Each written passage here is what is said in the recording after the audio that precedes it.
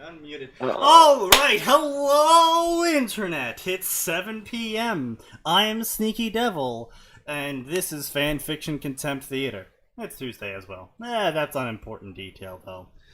Anyway, so today we are going to start ourselves off with a fic we had previously covered, because today is, as I said earlier, Tuesday, which means we look at old fics that kept us interested, whether for the sheer level of shite or the actually quality work that is done. However, if you were here on the previous streams, you would know that this is an absolute shite story. So, yeah, buckle up. Oh boy. Anyway, Atin will not be joining us until an indeterminate amount of time, so we can't really expect him to pop in too well. But we have Max here, as the top bar says. I've really got to replace that with like a higher quality bar at some point. I'll probably contact an artist. I need to find an artist. I need to find artists in general. Arti. Anyway, as always, do not contact and otherwise any form of harassment or yeah, basically just don't talk to the people unless they specifically say, "Hey, I want to comment or review." Just pretend they don't exist after this stream is over. Please, don't. Yeah. So anyway, as always, we are a comedy. We are education, we're parody, we're etc, etc, etc, blah blah blah. Let's get right into it. I got my cup of, I'm trying something new today. I'm trying my cup of vodka and fizzy orange drink. So we'll see how that works. We'll see if that slows my inebriation. Because boy, does this stream make me want to drink. It's okay. Alright, anyway, so to remind you all, this is A Lame God by Yagami Naguin. And in this story, it's a Naruto Sekirai crossover in which Naruto just happens to become a god, because I think, yeah, the Jubi is sealed inside him or something. And so Naruto just kind of outlives everyone in existence ever and is like 10,000 million years old. And so he was pretending to be a soldier during the prologue to Sekirei, where the shit ton of soldiers attacked the island. And so all the soldiers got killed, and Naruto pops out of the tank. He's all like, "Whoa, everyone's dead!" Like, yuck, yuck, yuck.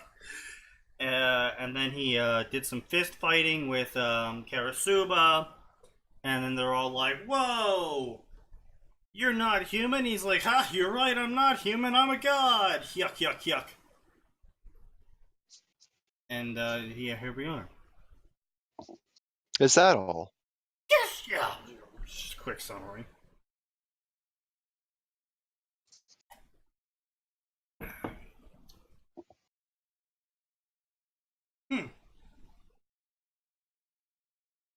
Needs more orange.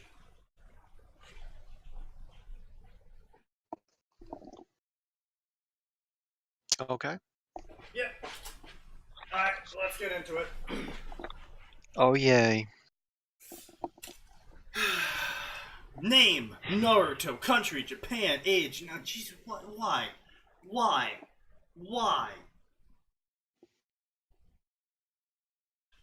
Okay. Blah blah blah. Description: eye color blue. So literally, we know nothing about him besides his physical appearance. Blah blah blah. Takami, Takahito, Osama. Blah blah blah. Oh, Takahito's not dead yet, right? This is Mia's to-be husband guy thing, because he dies because stupid stuff happens. I don't even remember why he died. He died trying to steal one of the master balls.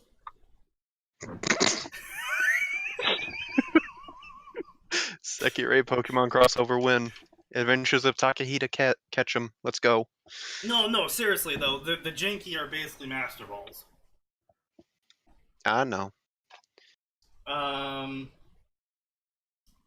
Blah blah blah. You sure he's not lying?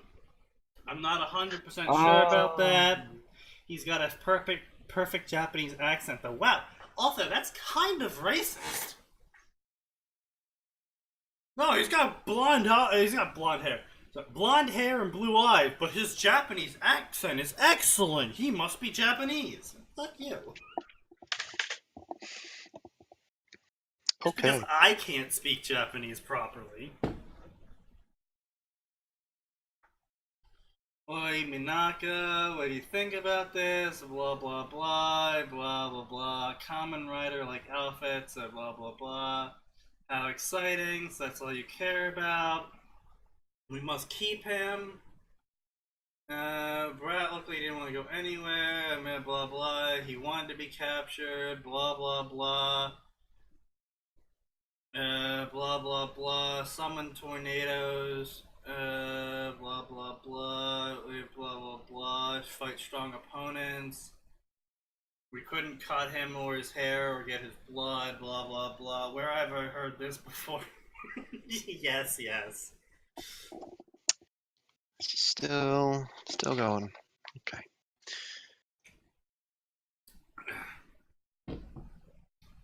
Blah blah blah power, blah blah blah Karasuba, blah blah blah he can't be hurt with any abilities, blah blah blah.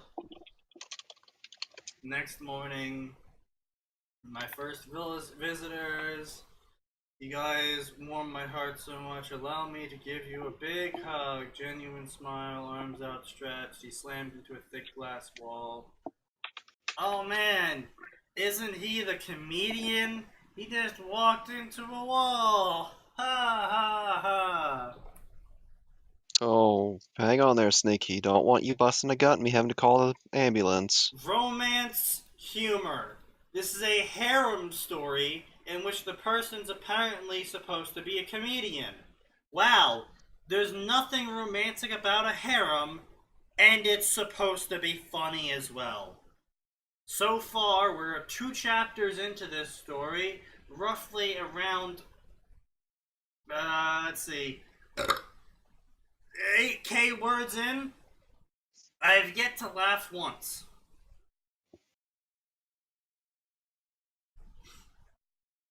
Blah, blah, blah. Everyone's sweat dropped at the antics. They all knew he was joking around. Blah, blah, blah. Fuck my eyes. Sang in annoyance. What? Saying in annoyance, Takami turned her head to one of the guards standing outside his prison, which was an advanced alien tech-powered prison that could hold back Sekirei. Super strong glass walls, bed, table, chair, and internet connection. Wow, this alien prison sounds a lot like a not alien prison. Mm-hmm. It's got a flat screen TV. Oh man, I didn't know aliens did flat screen TVs with a standard broadband Ethernet connection. Yeah, obviously. It's totally. No. I'm not going to commit to that bit. I refuse. Why did she say fuck my eyes?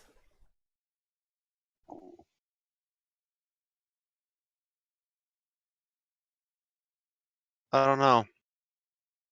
Who is the idiot that gave him those clothes, neon orange outfit, blah blah blah, we had no choice. He said he would watch porn at max volume if we didn't give him something orange. Why does he have access to a TV? Why does he have access to porn? Why is that a threat? I don't know. Apparently the author's from Vietnam. Oh, yeah, I could tell by his name, Nugan.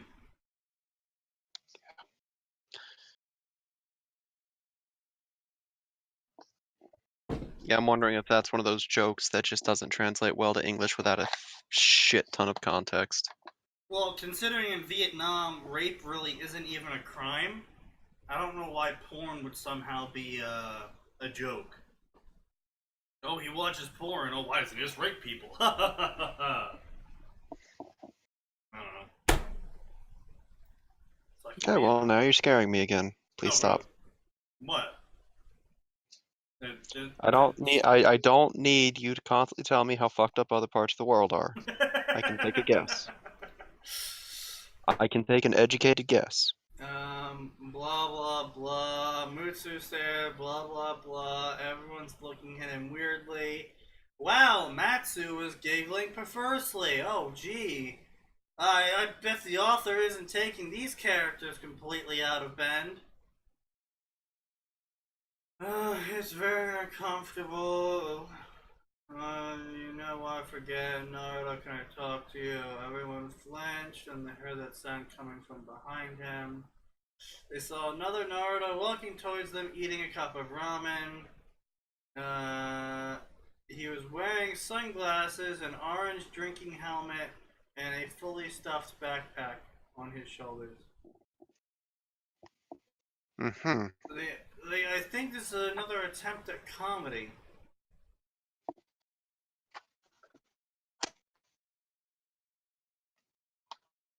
When I was looking at me like that, walked towards the control box, entered the password, opened into the room, removed the backpack, sunglasses, took a seat, continued enjoying his meal, stopped staring, blah blah blah. How'd you do that? Can you be serious? Well, how'd you get out of the room? Where'd you go? I felt hungry, so I went to Tokyo. I mean, I bought an electric kettle as well. You're lying, blah blah blah, I would never lie, blah blah blah, blah blah, blah blah. It's just, Jesus freaking Christ, it's just so cringy. Like, it's not even bad. No, Twitch should have updated that information by now. What information? Now, apparently Twitch is saying I'm still playing stick games. Apparently Twitch really likes the stick fight game. I can't blame it, honestly. I'm just saying. It is an entertaining little game. Yes, this is a Sekirei fic. Yeah, this is a really, really, really boring Sekirei fic in which Naruto is nigh omnipotent, all-powerful god who's just so bored he's silly. Except silly actually translates to not funny at all and extremely cringy. Yes, there's also a harem. It's a romance humor fic in which there is no romance and no humor.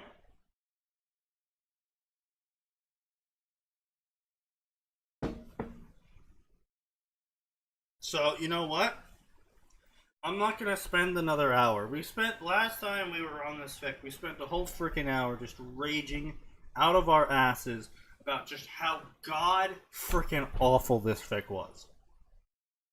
We were hoping it would somehow improve now that the characters are all together and doing things. The answer is no, it hasn't improved. Naruto is still absurdly cringy. The author doesn't know the meaning of the word humor, let alone how to write it. Just...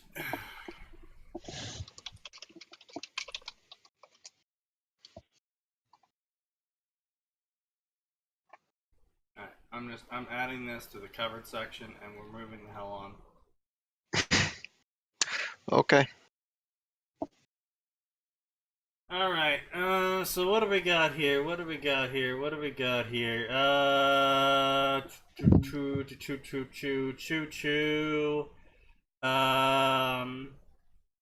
Naruto fic here, a Ruby fic, and some SJW fics. So it's up to you. Somewhat. I'm sorry. Can you some what fix? SJW fix, Ruby fix, or a Naruto fic. Why do you have SJW fix just lying around? Because I found them. Why? Apparently, I'm a subscriber to my own stream. Thanks, Twitch.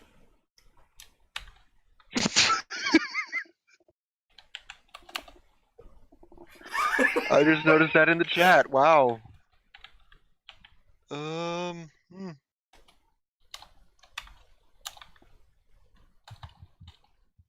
right, Twitch, you're drunk.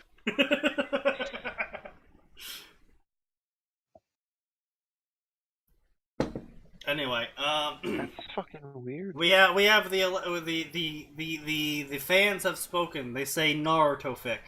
Naruto fic you get. Now you have the choice. Do you wish for Naruto fic, or do you wish for SJW Naruto fic?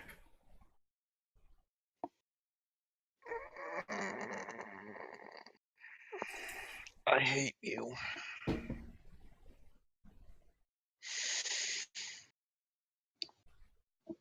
Oh, no wait, this is a Harry Potter fanfic, my bad. So this is a Harry Potter fanfic in which it's basically the equivalent of My Immortal, but all men are sexist and everyone's gay. Didn't we cover this? Or was No, we have never covered this before. No, you're full of shit. I feel like we've touched this. We have never touched this before.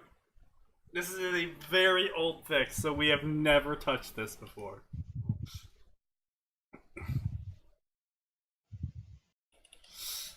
Oh my god. The crowd has spoken. We are doing it.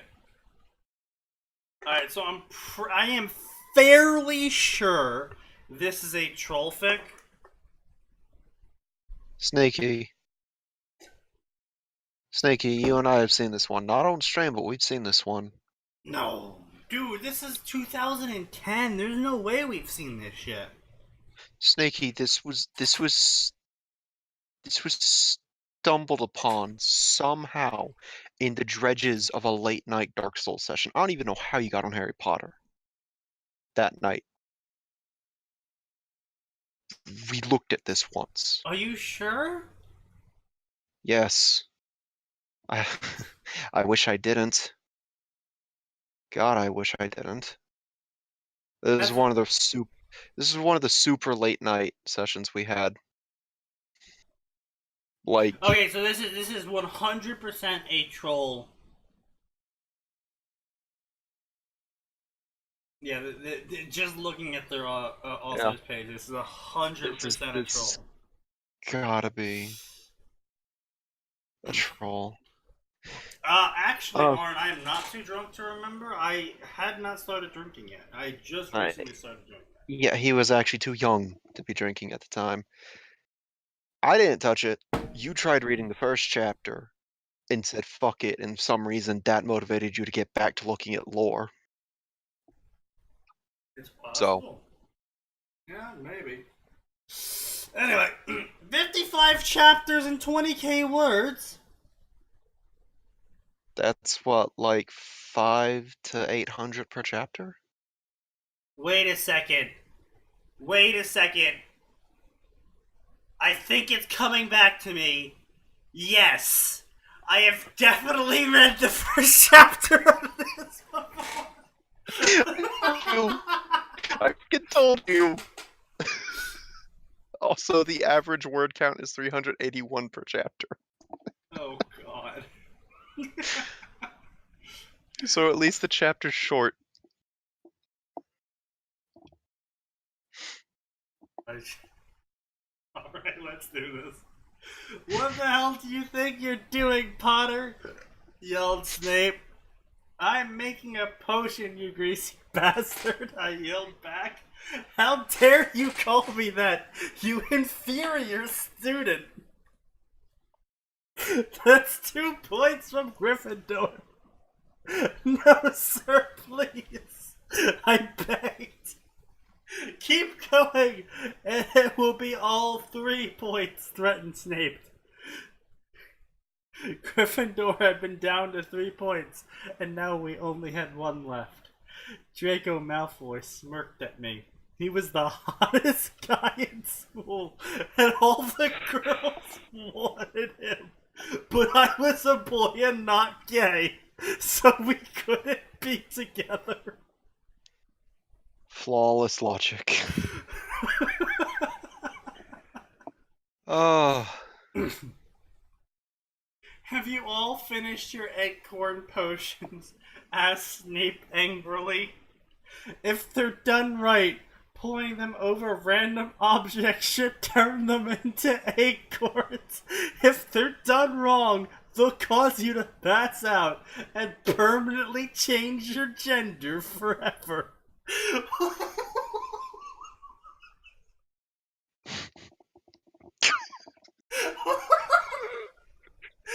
What?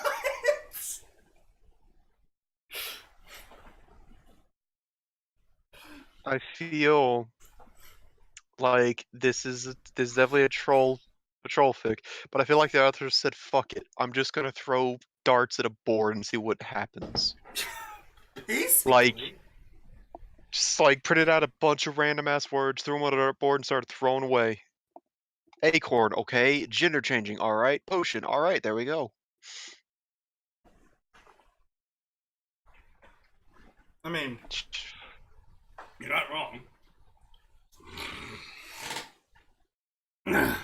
I think you should test Potters, said Draco, his gray eyes glinting. An excellent idea, Draco, Snape said buoyantly.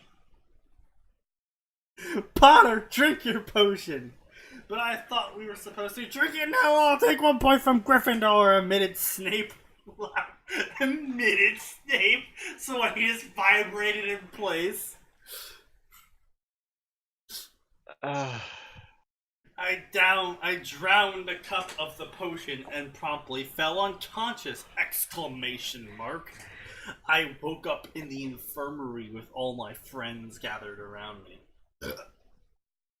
Harry, you're alright, Ginny exclaimed. Yeah, but explained, not exclaimed, explained. Oh, explained.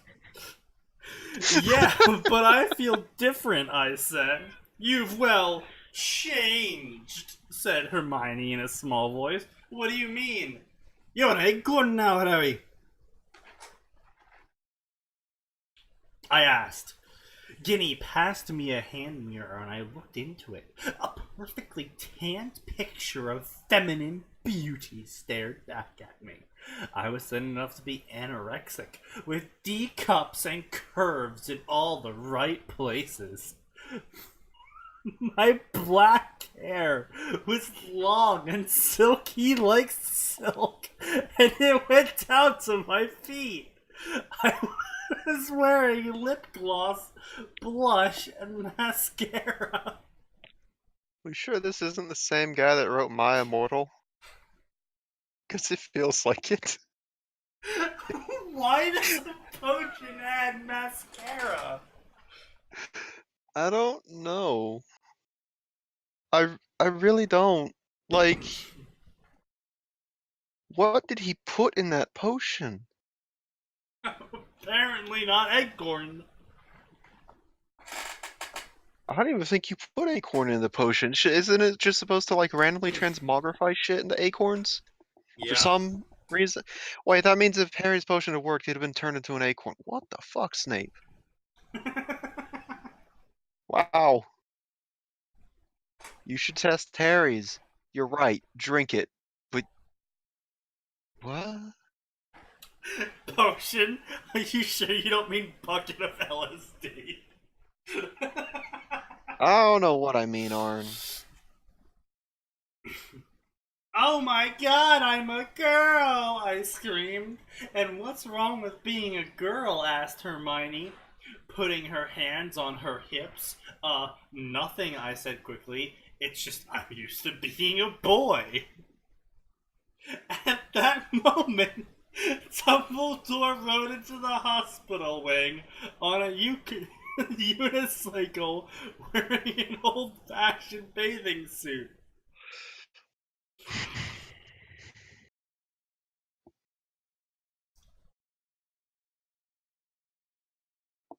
I wish I had a bucket of LSD right now.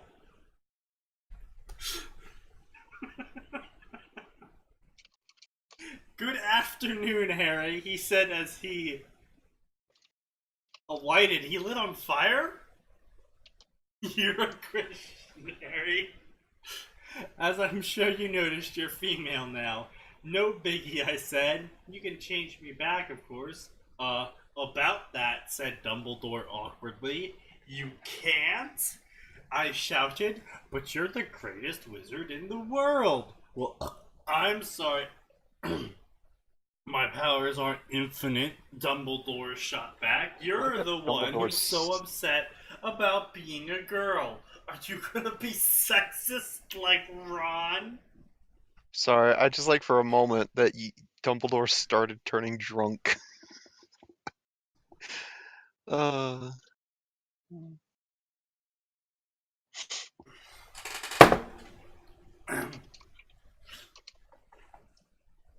No!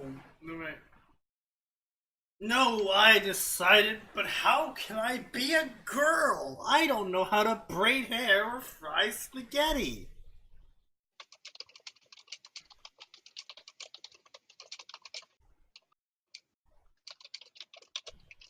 Hermione will teach you everything you need to know, said Dumbledore cheerfully. Okay, first, all you need to read lots of books and be really smart, said Hermione. How to be a normal girl, corrected Dumbledore, rolling his eyes. Oh, well, in that case, we better take you shopping in Hogsmeade, Hermione said eagerly. Unlike me, you'll need girly clothes.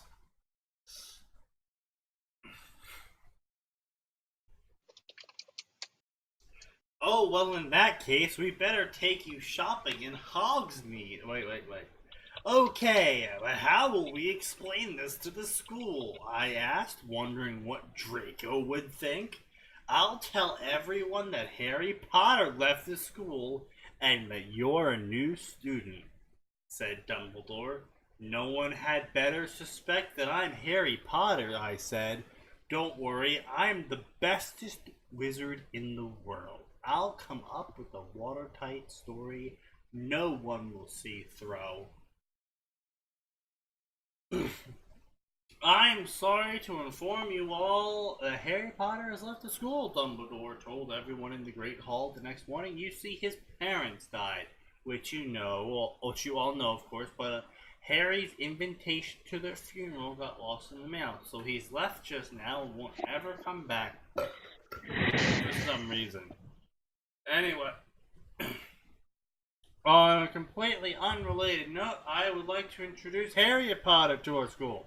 Harry Potter is a new student and is not Harry Potter permanently turned into a girl by yesterday's potion, which I've had multiple witnesses. She just transferred from a school somewhere, and did I mention she's not Harry Potter? I did good, because she's not.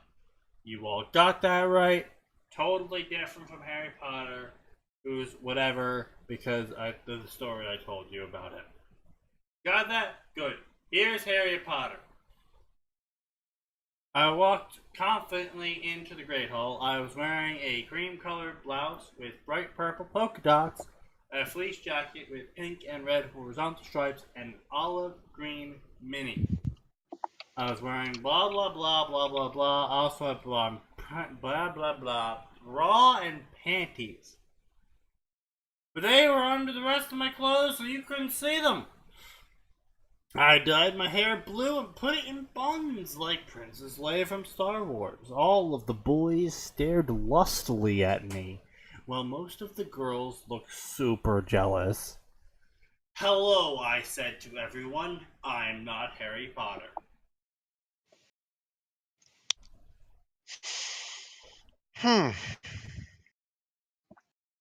That was the thing. That was the thing. I'm glad we read that. And by glad, I mean not. Glad. Well, I mean, I'm pretty sure it's a troll fic. So Yes. This is making me very uncomfortable. I'm not reading chapter 2. What I am doing, though, is getting my 4th shot ready.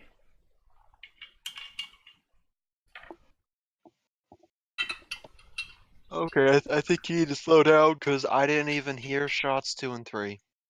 That's because I poured shots 1, 2, and 3 into the cup filled with orange juice.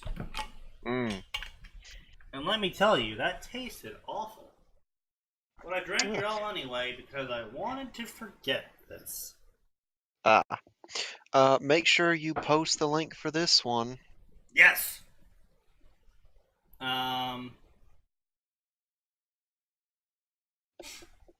As always, the description, or not description, the link can be found in the Discord, which can be found in the description if you're watching this on not live, or in the panels if you are watching this live down below.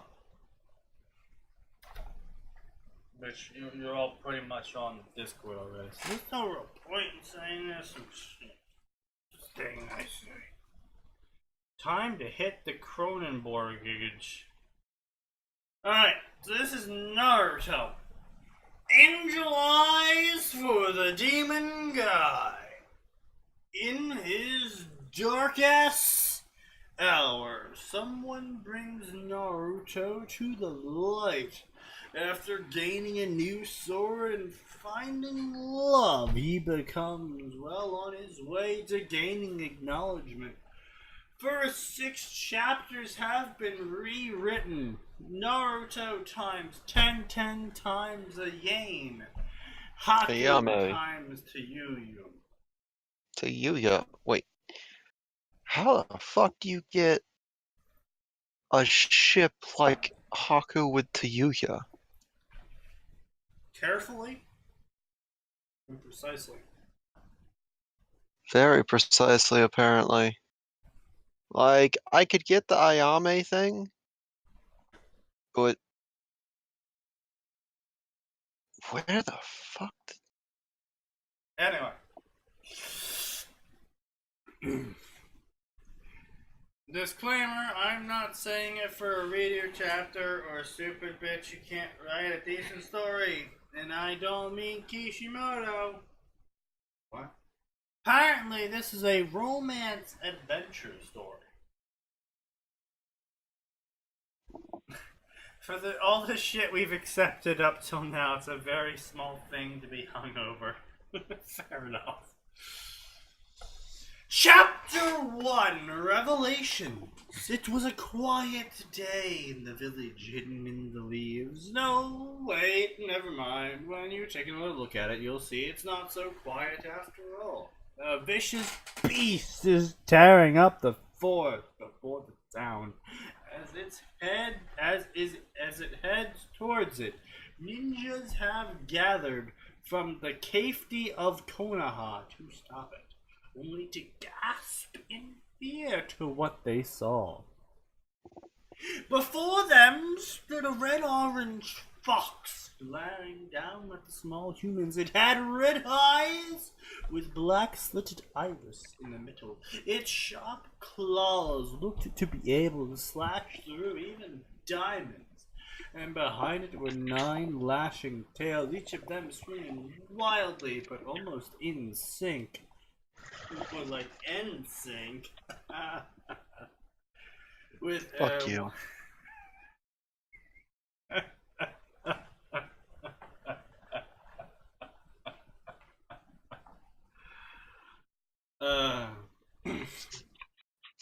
With another, for none of them collided with the other.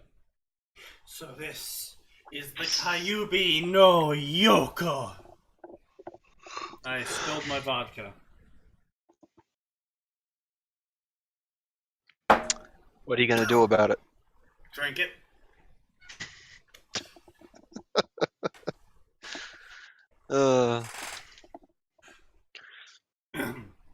One of the ninjas said as he gaped in fear while his nakama jumped into battle against the large demon.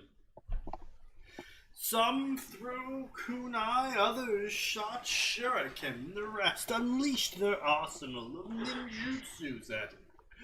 But alas, all efforts of attacking failed. Minutes later, maybe even less, and the fox was still proceeding towards the village, as what some could feel as earthquakes could be felt as it approached. More ninjas came by to fight it, this time as nothing but a stall, but it didn't take long for the Yoko to dispose of them as well. Alright.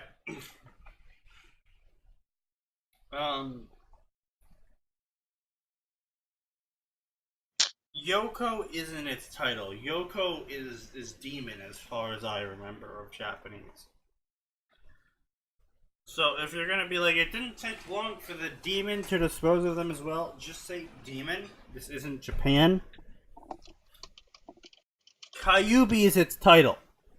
Kyubi no Yoko is also its title. Yoko is not its title. Yoko is a descriptor. Nine-tailed demon fox, or fox of the nine-tailed fox of demons is what it directly translates to, right? Because that's what that's what no means is of. So unfortunately, no is fucking disambiguous between possessives and being of.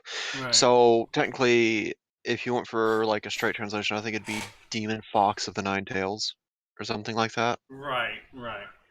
Or Point being, Yoko isn't the title.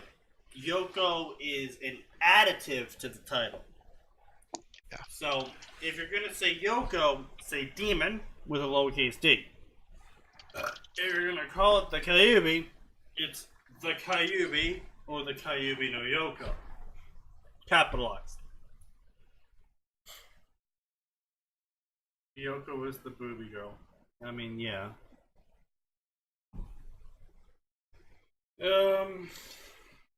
Blah blah blah. Everything was totally hopeless before the Kyubi stood a toad. Blah blah blah. Blah blah blah. This has nothing to do with you. Get off of me. I'm sorry. I can't allow you to kill people. You must be stopped. Shiki Fujimin. When was this written originally? 2007, so long before the reveal of the 8 trigram. No, the 8 trigram seal was revealed in the the 8 trigrams is the Byakugan thing. This is no, 8 the trigram seal. seal is the seal that Minato used.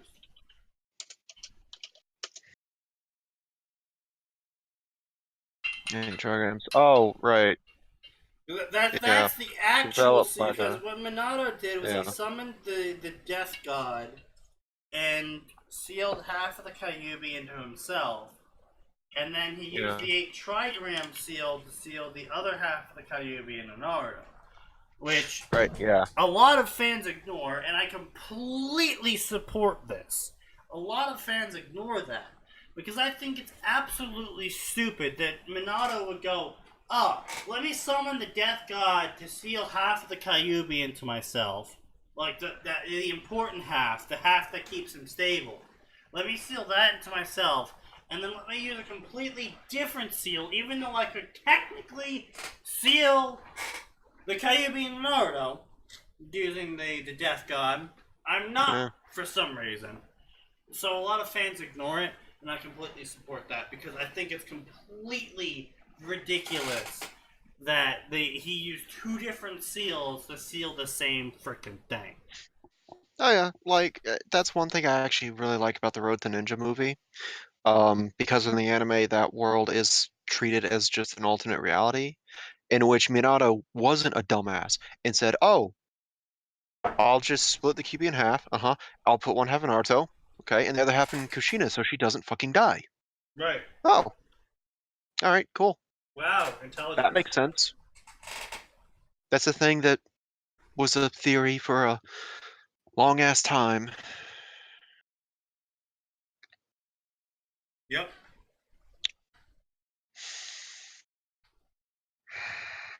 Anyway. So Death I'm God never. Seal, I don't know if I'm ever blinding letting light it go. blocked anything that could be seen past that. 9 years later. Wait, hang on. I'm sorry. So was the blinding light blocking itself as well? Yes. Hmm.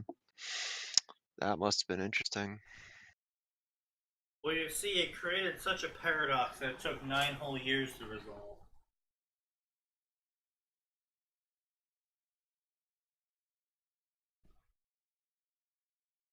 Now, after the battle, the yellow spiky-haired guy, known as the Yodaime Hokage, was able to defeat the fox at the cost of his own life. But the truth is, this was a lie. This is what the kids were told today. The real thing that happened was the following. As an improper use of a semicolon, kill yourself, author. During the climax of the fight, the Yodaime used an S-class jutsu he made. He did not make it. For this situation and summoned what everyone calls the God of Death.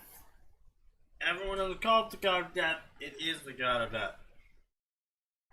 The process of this jutsu makes it so the user can use the power of the Shinigami to remove the soul of a being, whether it be human or demon, and seal it inside something. Obviously, he couldn't do it inside himself, with the fox being stronger than all other demons. It wouldn't have died alone with him. And seeing it inside an object would only be even more foolish, as it would eventually break out. So, giving as much thought as possible, he sealed it inside a tiny infant who was just minutes old, and performed other complex seals in order to keep it there and not kill him. Why he chose this kid and not some other child who was still a baby is unknown, but only one person knew the truth and wouldn't speak of it. After the incident, the body of the fox disappeared into dust and scattered into the winds. The last Hokage that governed the village took over his place, a guide past his Osan years, which was ready and able to take over. After he told the people of the truth, they turned furious and attacked the baby, thinking the Yodaime weakened the fox into the form of a helpless infant. After trying to reassure them and failed, the Sandaime Hokage, Sarutobi, had no choice but to create a law. It wouldn't be a semicolon in this instance, it would be a straight up colon. Forcing any, oh wait, no, it would be a semicolon, okay. Forcing anyone who spoke of what really happened to the fox behind his back would suffer the death penalty. It was in hopes to protect the boy named Uzumaki Naruto from having to live a life of becoming mentally disturbed, emo, vengeful, and evil. But alas, that didn't stop people from torturing him so that he would want to die. After turning 9, he was kicked out of the nursery that took care of him and was forced to live alone. Wow, the author can't even get that part right. Naruto was kicked out when he was 6. Well, kicked out, quote unquote. We don't actually know where Naruto was before he was 6, but we do know at 6 he started living in an apartment.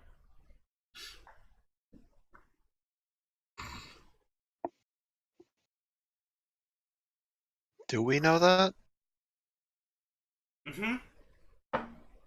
That must have been an anime arc. It's in the wiki.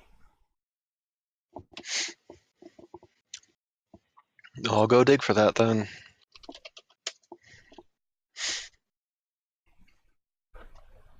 Crawling in my crawl.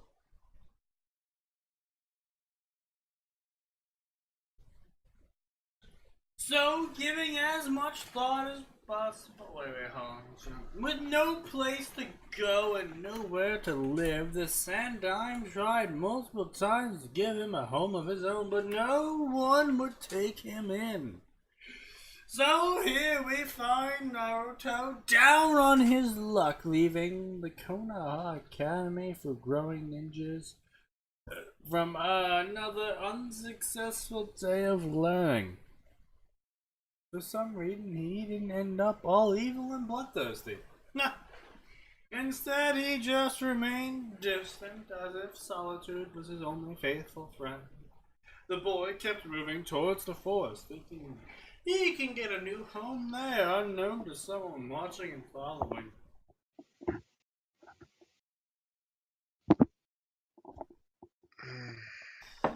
Inside the forest.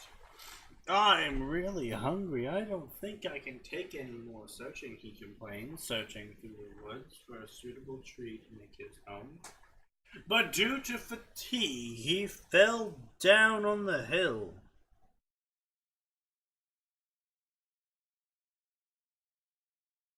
And slid into a puddle of muddy water. Man, maybe I should turn around and try sleeping in the school. It worked last time, he said, pulling himself up from a vine attached to a tree and wiping the mud off. But that's when he heard a rustling nearby. Getting into a taijutsu stance he learned at the academy, he checked his surroundings. It didn't take long for him to be hounded by wolves. Naruto checked them out, 4 of them, bit scrawny, gray on top, drool leaking from their teeth and fangs, bloodshot eyes looking straight at him, and they looked hungry. I'm gonna die, he cried, a stream of anime tears rolling from his face.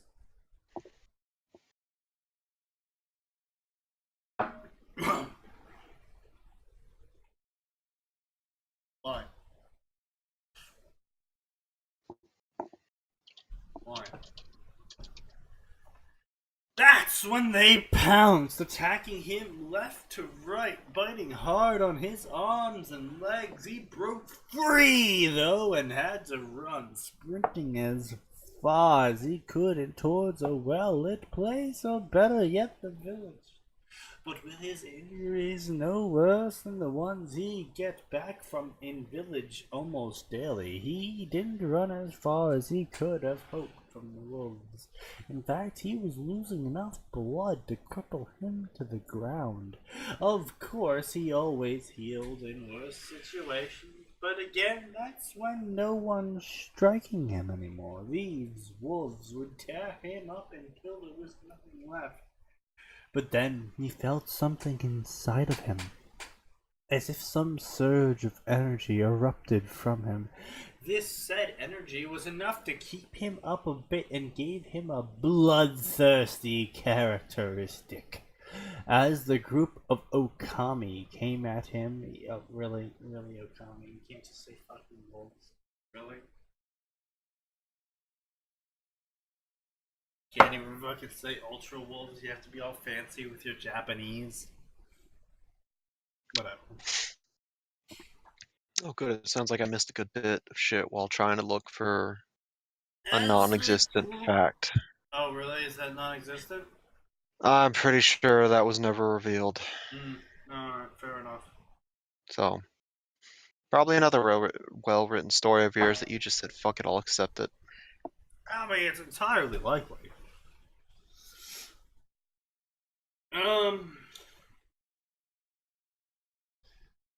He stood his ground on all fours. As they came at him, he grabbed its mouth and ripped off the bottom jaw as blood squirted onto his body.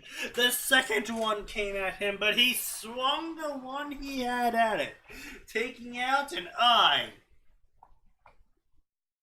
Wait, he swung the wolf at the other wolf and somehow managed to damage the other wolf's eye? That's it? Whatever.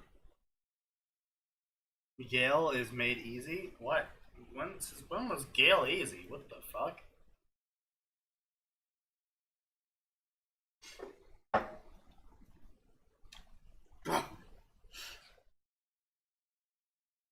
Anyway, let's continue right on. The third and fourth snuck up behind him, then pounced. Naruto turned to face them and grabbed them by the necks, crushing their spines. As he let the bodies lie limp on the floor, he too passed out in bloody wounds and exhaustion. Ah, fair enough. I don't take quality. I don't do quality builds. I do stupid, dumb builds. Yeah. I just make a character that can use a tower shield and hit hard with a hammer. Or usually Dragon Tooth.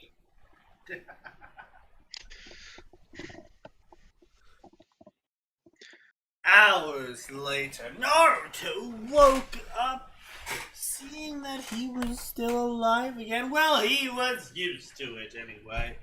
But he looked to his side and saw a beautiful sight. A beautiful girl with... Fuck off. A mail breaker? Dumb build. Mail breaker. Alright. Why would you do that to yourself?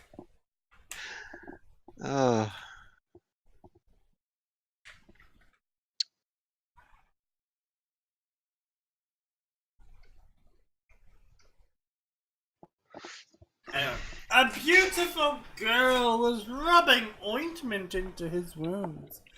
She had a graceful face of an angel, brown hair done up in the shape of meatballs, and chocolate eyes that looked delicious enough to eat. The body of a goddess wrapped in a pink shirt and dark green pants. Naruto shook himself out of his stupor to focus on the subject at hand. Oi, sister, what are you doing? The girl looked up at him and gave him a weak smile. Oh, I'm just giving you some ointment. It's mandatory if you need to. No, he interrupted, stopping her from talking anymore. I meant, why are you helping me? I can look at you right now and tell you're from Konoha, huh? I don't want someone to get hurt because of me. Don't be a fool, she said, still rubbing his wounds. He rose up to stop her, but was halted. Halted. As in hauling something, but also Ted.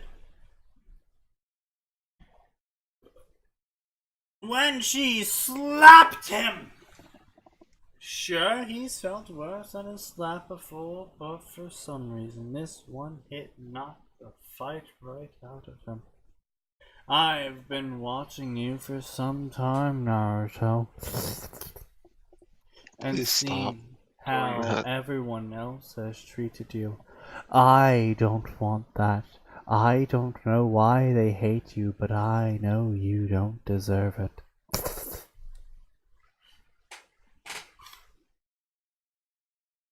I can't feel my feet anymore.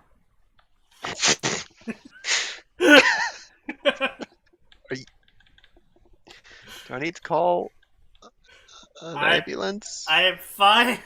I just can no longer feel my feet, in case anyone was wondering. Do I need to call 911? I got interviewed today, you know? And my interviewer was like, so do you drink alcohol? I was like, sometimes. Have you ever been intoxicated before? Yes.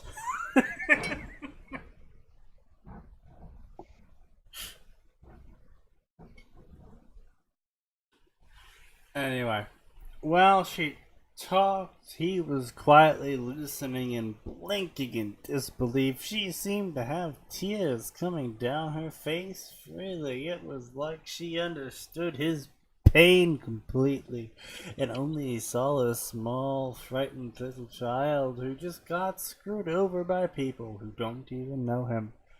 But he had made sure she wasn't like the rest of them and would betray him later. If you truly think that way, he said, is there a way for you to help me?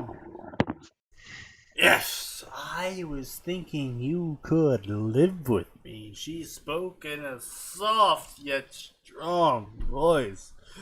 The moment she said that, his eyes lit up bright. It wasn't one of those fake smiles he put on as a front back at school. It was the real freaking deal.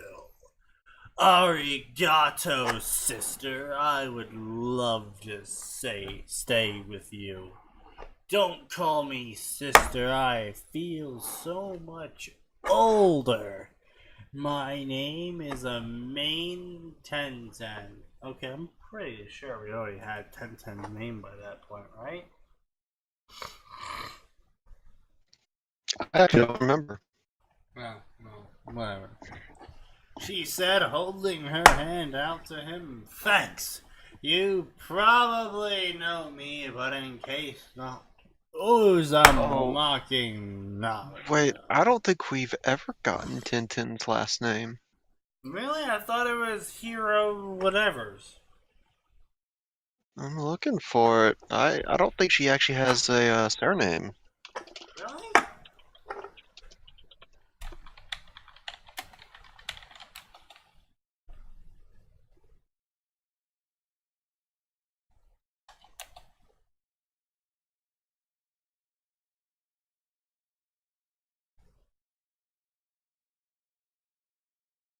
I don't think she's ever been given one, like not even in the anime.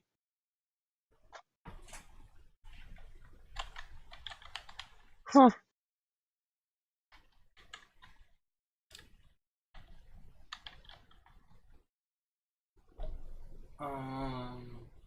Hmm. Well, okay then. Wow, no results for adopted or surname.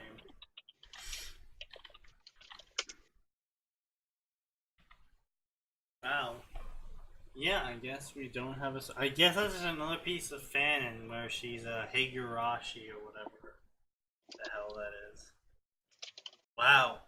Yeah, So no, much shit.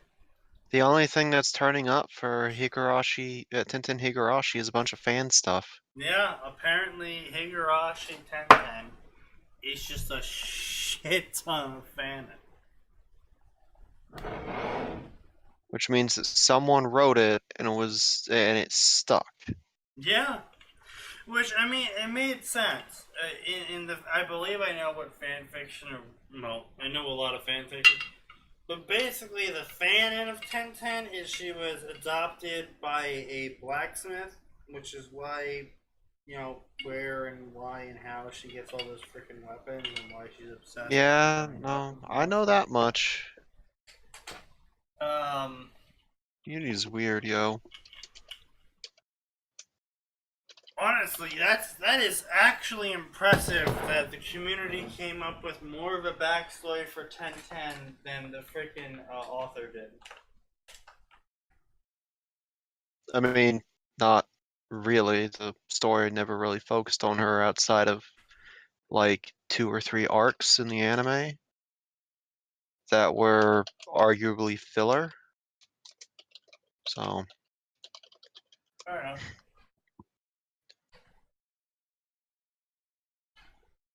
I also like how he does nay, no, ne, ne, ne-chan is what you call your sister. it's supposed to be with 2 E's if you're Yeah. romanizing it. Otherwise, you just get that weird little like verbal tick that sometimes happens. Mm-hmm. And it's just like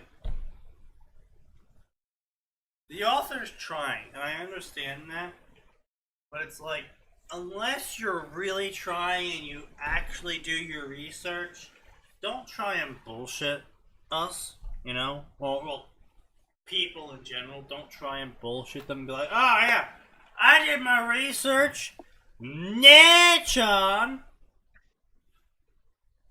versus Nachon. Yeah, which I believe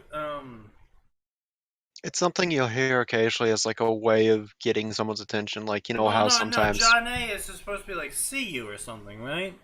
Jeanne is like later, but you also have like nay, like the way someone over here in America Well, would yeah, go, that would be hey, like hey, or hey, you. you, right? That translates to like It's you. You're like, yeah, hey, and then hey. it's also it's occasionally attached to the end of questions, so you end up with you'll ask a question of like, this is how it goes, right? Right. And the nay would go in place of the right. It's one of those words that appears to be very flexible in the Japanese language. Right. On the Yeah. upside, this actually isn't horrible, but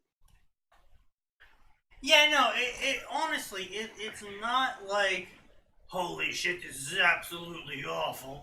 yeah. Oh. Unfortunately, half of this was just regurgitating Damn it. the Yeah. story of Naruto's birth. Yeah. I mean, And I'll mark this down for next Tuesday to really see what the hell Angel Lies for the Demon guy comes in. Um, yeah. Um Other than that, let's move on to the next story. yeah. Also, I wish people would quit being like, "Oh yeah, the villagers totally abused this young child." It's like, Yeah, yeah. That seriously, I here's mean, we in would talk not about that stand. so goddamn often, but it still is just such a problem. It's like, holy shit, guys. Naruto doesn't have to have the ever loving shit kicked out of him every single time, you know? Yeah, like, they're like, oh yeah, he said the shit kicked out of him and all this. And for the ones that don't change his personality, I'm just like, no, I don't think you understand. Naruto is the way he is because of social outcast, not abuse. He doesn't give two fucks for social etiquette because no one took the time to teach him. Because he's the demon child. If they'd actually been abusing him, he would have a far different reaction to people. So at the very least, when I see, Power Wank Naruto evil bullshit, at the very least, they change him into a character that I think would come out of being constantly abused. Yeah. Like, I think it's one you introduced me to. Was it Black Flames Dance in the Wind or something like Yep. that? Black Like, Flames. Naruto was abused to be. It's like, oh yeah, no, this is how I expect Naruto would be. Yep. Yep. Because no one offered him much kindness, with the exception of Iruka, and even that was sort of like a tolerance thing that the author decided to go with instead of the canon. Yep. That space crossed over with group. Oh, Yep. oh okay. Going here, are we? Yep. I hate you. I Alright, don't know why. everyone. I know how good this story is, but I hate you anyways. I'm just gonna preemptively get that out there. As Max has so stated, this is Dead Space times Ruby. Later, Arn. Burn. A child is locked away since his infancy, hiding away from the world of remnant, emerges for the first time, will seek out his past to discover why he is, and the visions he has. Rated Okay, M I for language. I think it's time for you to stop taking shots.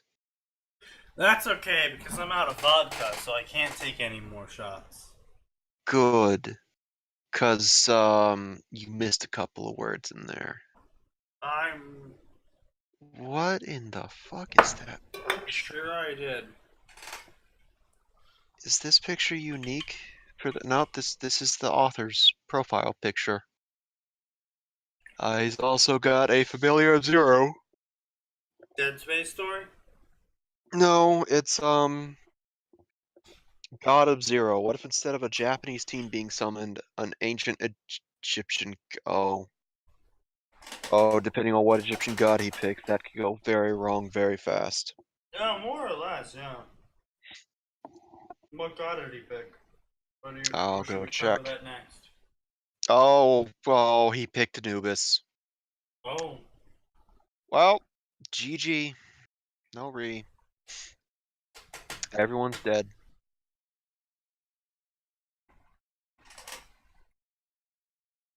Firefox, why did you load up like 9 unique instances that I can back up to 9 unique instances of this one page? Firefox, how do? He's also got a Fallout story. Alright. For an OC called Mason Clark. For after the events in New Vegas. Alright. Okay, fair enough.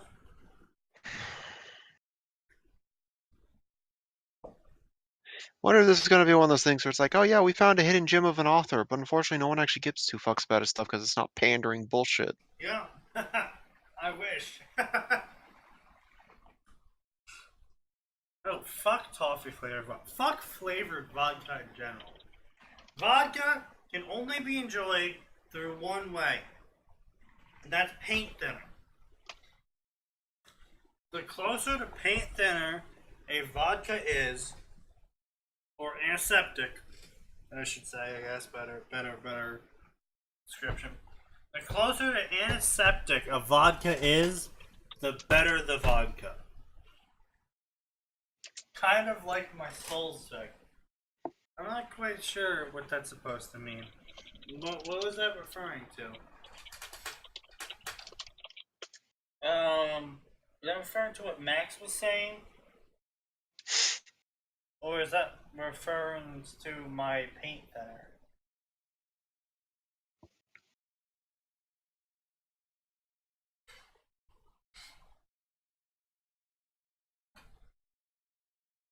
Kind of like our Dark Souls.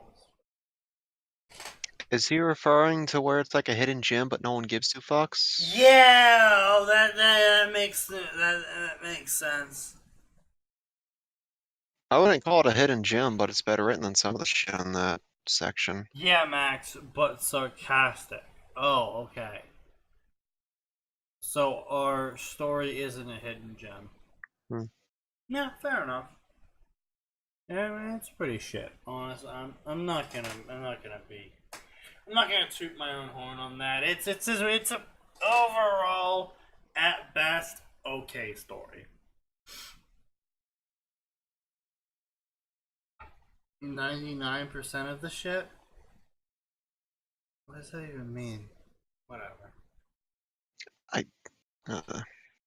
It's well written, but probably because of the OC characters. Lots of people don't like OC characters. Much better than my stuff. Oh, I got news for you, mate. Dark Souls is almost nothing but OCs. Yeah. Like, plain and simple. If you want to get Like, Dark Souls, you're gonna have to commit to some character choices. Well, I mean, not only that, with Dark Souls, you got two directions when it comes to Dark Souls: humor or extreme loring. We did both. We were dumb. Mm-hmm. I think it worked out though. Yeah. MC is basically the ultimate OC. Yeah, I mean, Havel is pretty. I think he's referring to Dark Souls in general. The Chosen, Oh, Undead. yeah, right. Alright. Which is still a great reveal at the end of Dark Souls 3. It's like, alright, cool, fight the final boss. Alright. Oh, this is just like every Chosen Undead ever. Oh god, now it's Gwyn. Oh, why?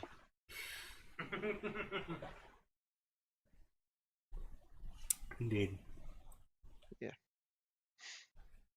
Not enough Just Dead Space fanfics, so I might as well make one. I swear if I see a comment saying, well, didn't that happen in the lore you retold? Wait.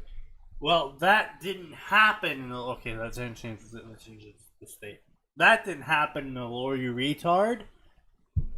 End quote.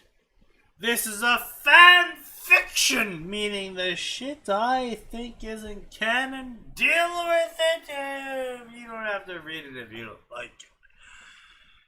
To be fair, the author is more or less right. Technically speaking, as the writer, they can say what is and isn't canon. However, I have no problem with authors going, "Oh, right, this stuff isn't canon." That's Yeah, fine. he loses some points for tacking on "don't read if you don't like." Loses some points. Yeah. Yeah, Gwyn was super easy, by the way, as a response to kill. I think Gwyn was the You most know, disappointing, but you don't even need to. If you parried Gwyn to Whim, Win, if you parried Gwyn to win, that's pathetic. I fucking like 3-shot him with pyromancies. yeah, no, like, fun thing.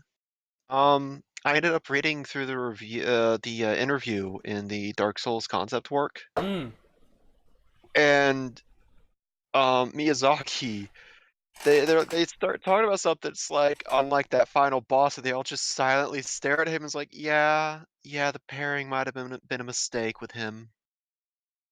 Like, they apologized for the final boss not What, being Dark Souls 3 better. or 1? Dark Souls 1, they apologized for the final boss not being better because of the parry system. Yes. But still, he Oh, was like, there's like 3 crystal soul spears or whatever, and Grim dies, and Gwyn dies. yeah. You know, like, Well, no, he was not I relieving think it took a boss. bit. It took a little bit more than that, but keep in mind, it was hard for you at first because he would not get off of you. Yes. That was one of those times where the AI was just way more aggressive than we expected Right, towards yeah. you specifically in your world. Calamite. Yeah, they didn't give us Calamite, that's true. Calamite fucking just destroyed everything. I've still never fought Calamite properly. Like, I beat him by finding a very specific corner in the cliff that his fire breath only hit me once. So I'd tank it with a shield, step out, pop him twice, get back in and heal. So on and so forth for like the better part of 20 minutes. I bitched him out with Dragon Slayer arrows. I robbed myself of an amazing fight. To be honest, Midair was Calamite on easy mode. Midair, hold the fuck on. Midair was absurdly difficult, okay? We died. Atin and I tried to co-op Midair, and we died almost 300 times. Not combined. Like, we tried to kill Midair over 300 times.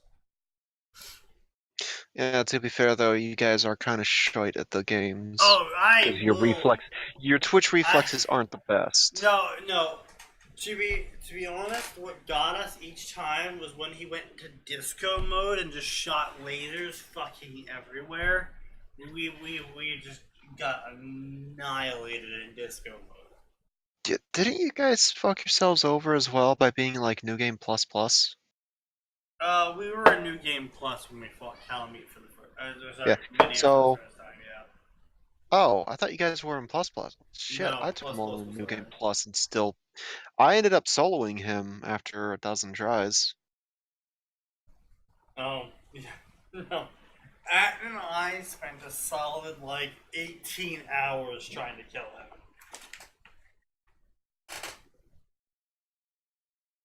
Hmm. Good job. Yeah. No, we never claimed to be good at the game. I mean, I did claim to be good at the game, and I got my shit wrecked, and I was just like, I'm not good at this game. Yeah, but you know, at least you recognize it.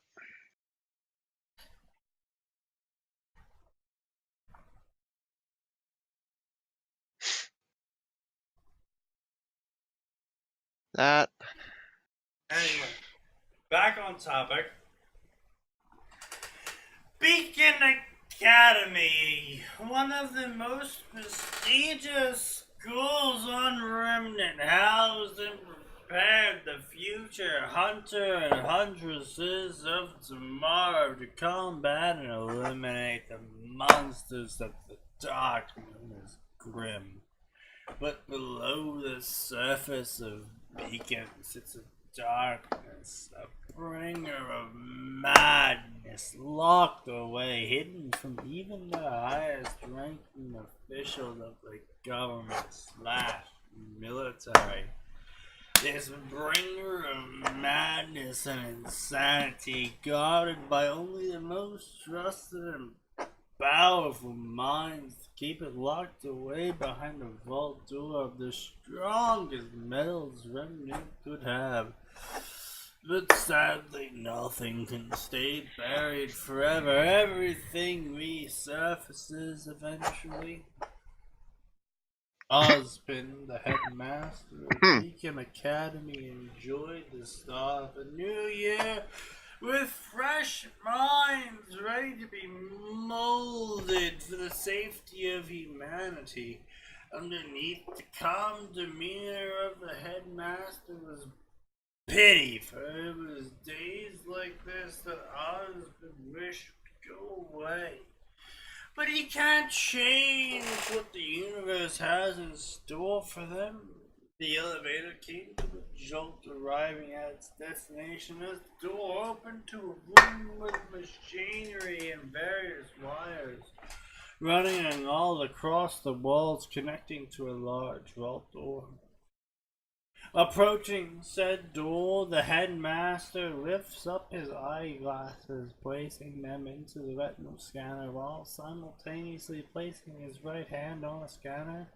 Both scanners respond with a bleep, and a loud clunk is heard as the steel bars keeping the door from moving retract, slowly opening the vault. The next room reveals a much larger space, this one occupied by robots patrolling the next room with a reinforced iron door and an electric keypad with a 12-digit key code. Patrolling him. Sneaky, you're out of vodka, right? I am. Are you out of alcohol? No. Yes, I'm out of alcohol. You're sure? Yep. Because you are getting drunker. I don't know if you're just getting drunker, or if this wall of text is slowly sapping you of your will to live. I would say my liver is not adequately filtering the alcohol from my system. That's what I would say.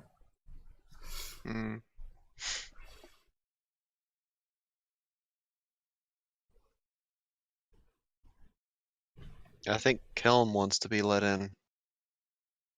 Take me in on Discord chat, fam.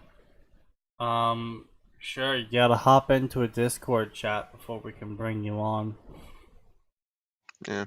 Apparently, he thinks Freed was the easiest boss in the DLC. Didn't Freed kick your guy's ass? Freed blew us a new asshole. Is what Freed did. Look, okay, so Freed did not take as long as Midir, but Freed was Ornstein levels of assholery, and where it's like, I'm just gonna punch you through the fog gate. Alright, I'm yanking him over. Alright. I'm eager to hear his voice. Hello.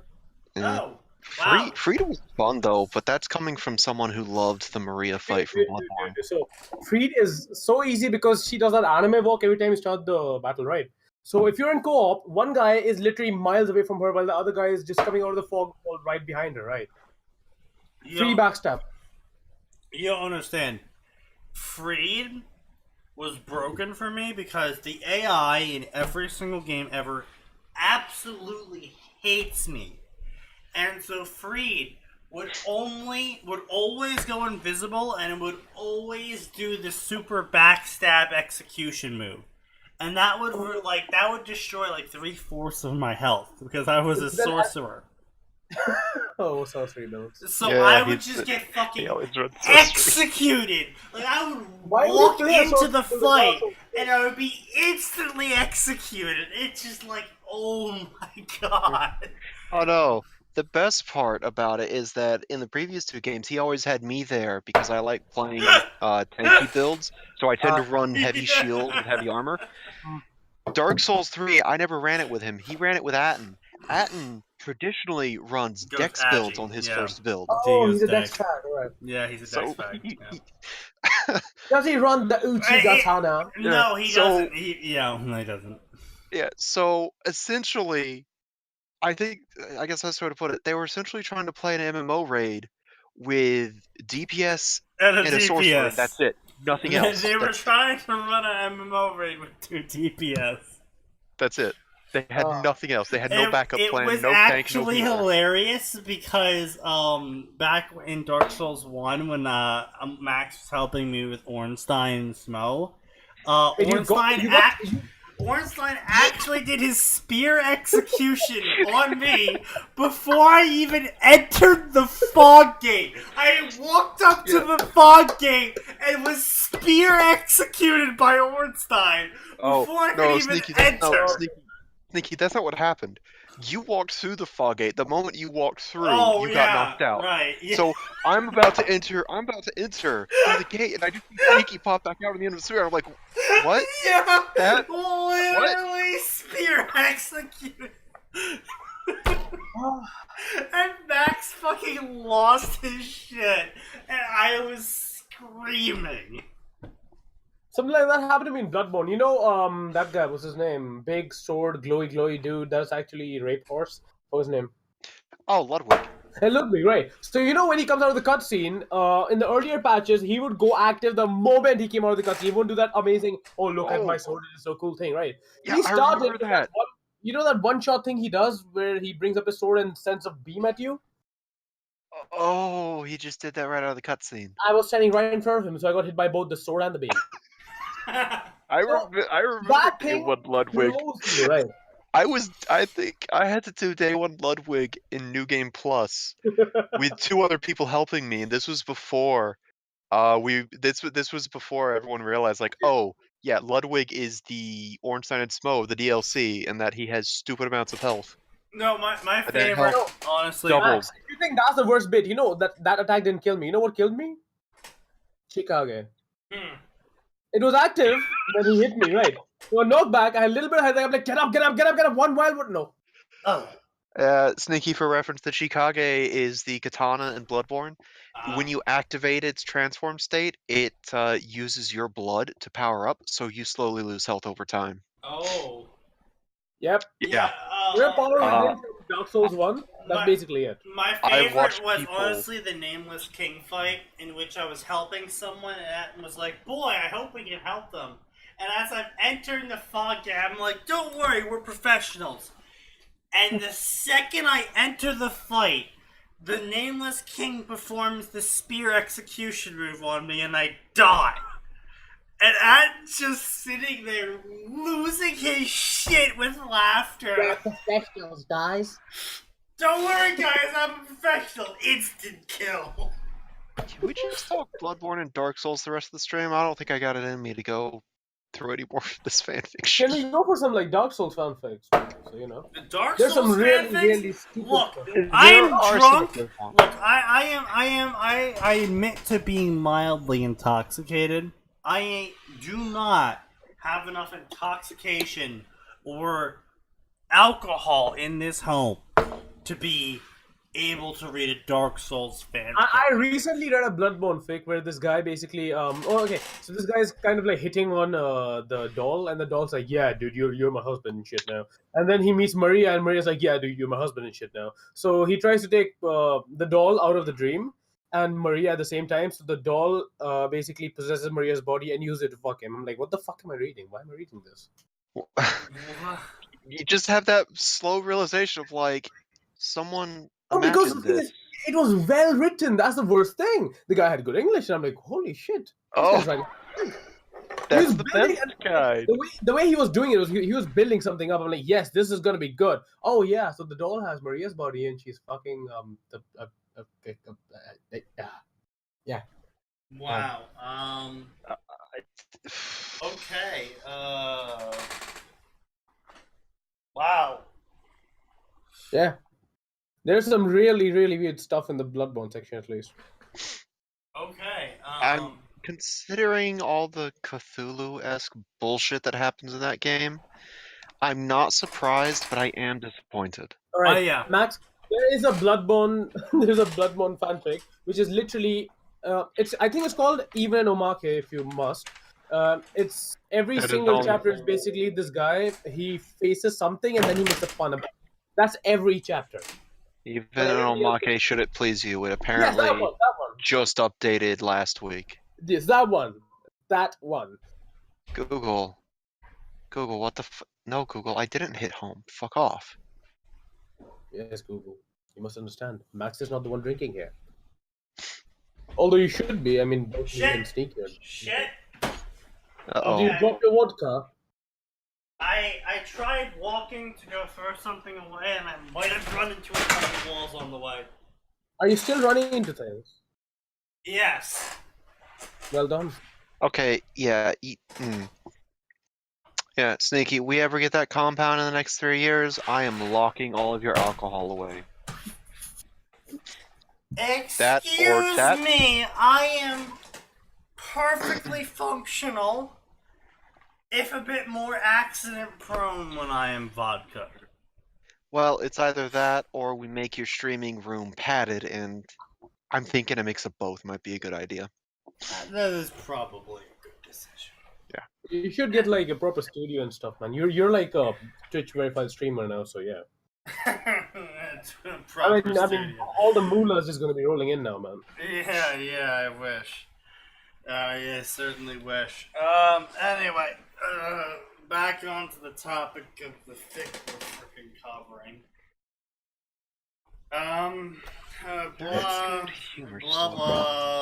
Blah, headmaster going through to places. Ozpin, blah, blah, notes, symbols, all over the wall.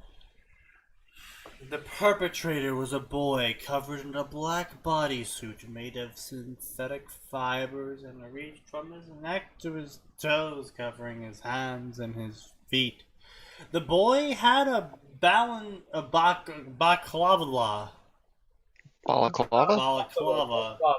covering his facial features and a blindfold to hide his eyes and a slit that the balaclava would not cover. I see you have been busy, Vaneth, he says to the original character that for some reason hasn't tried to commit suicide/murder to join Welcome, Isley. You're just in time for some... Hello, Isley. You're just in Space time for shit. Ruby Dead Space dumb shit. And I say dumb shit because normally Dead Space is like, LOL, everything's dying! Instead, this form of Dead Space is LOL, Dead Space is my semblance. So what? Does he just randomly summon Necros? I guess we'll see. Does he summon a gigantic space station? That'd be a pretty cool semblance. He summons plot. Oh, okay. But the author does not have that power, does he? Yes. Oh. Now I just want to make a Ruby Crack fic where the semblance is orbital lasers. My semblance is orbital lasers. That would be something. How'd you find out about your semblance? Oh, well, I was really mad at my homework one day, and just suddenly my house was vaporized by an orbital laser. I mean, it's not, considering Ruby's writing, it's not very much out of like it could be a canon thing too. Maybe you'll find a character. Look, Ruby's writing is absolute garbage, but that's no reason to disparage Rooster Teeth over their complete inability to write without Monty Ohm leading it. Well, it's not like Monty did much either. I mean, the season 1 and 2 of Ruby weren't great to begin with, right? Okay, the animation was not great, but he definitely did have a plan at that point. I would say Ruby actually from watching, because I did watch season 1, 2, and 3 with the Twitch stream thing. It seemed like Monty had a plan for everything to go, and then he had some notes left behind, and that's sort of what they followed from there on out. And Just one note, kill everything. it feels like everything just went completely off of the rails. Here's the thing. There is a clear improvement in the writing from season 1 to 2, Yeah, and then season 2 to 3. 3 to me is still the highest point of writing they've hit. that was Monty Holmes still, right? Yeah, that was We the last minute lost note, if I'm not wrong. we lost Monty about midway through production of season 3, I think. Yeah, so he still had all of his notes for all of season 3. Actually, no, shit. I think we lost him near the end of season 2. We lost him between Right. season 2 and 3, I think. Right. Okay. Well, it was still clear that he had all of his notes for season 3, because there was a drastic decrease in quality when it came to season 4. Yeah, the claim Isley has been that he left them enough notes that they should be able to write up to 9 volumes in total. 10 volumes, he said. 10 Yeah. volumes? Well, what the 10. fuck? I heard it was 9. This one. But I mean, Yeah. there's a difference between leaving notes for like distinct script notes for like a season or two ahead of time, and there's Yeah. a difference between like being like, all right, I want this to happen in this season. Yeah, like, Sneaky could leave me a bunch of notes for what he wanted to do with our Dark Souls fic. Right. I would not be able to write it the way he wanted to, Yeah. because I'm not in his head.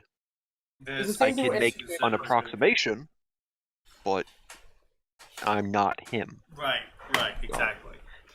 Yeah, but yeah, honestly, I think Monty Ohm was a valuable member of society that completely is. And his wife was very hot. If you say so. Dude, she's a cosplayer. She is bloody hot. Monty She Ohm? is an attractive individual. Yeah, she's a very attractive individual. She makes fantastic Who? costumes. She's Yes, very costume. good at that. Who? What are we Costumes. talking about now? Monty's wife, Oh yes, Monty's wife. Yes. well, Yes. his widow. Right. But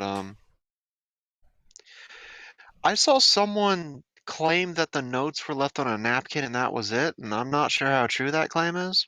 To be fair, again, this is Rooster Teeth, so it is entirely possible. Well, I know that's how Monty came up with the general design for Remnant.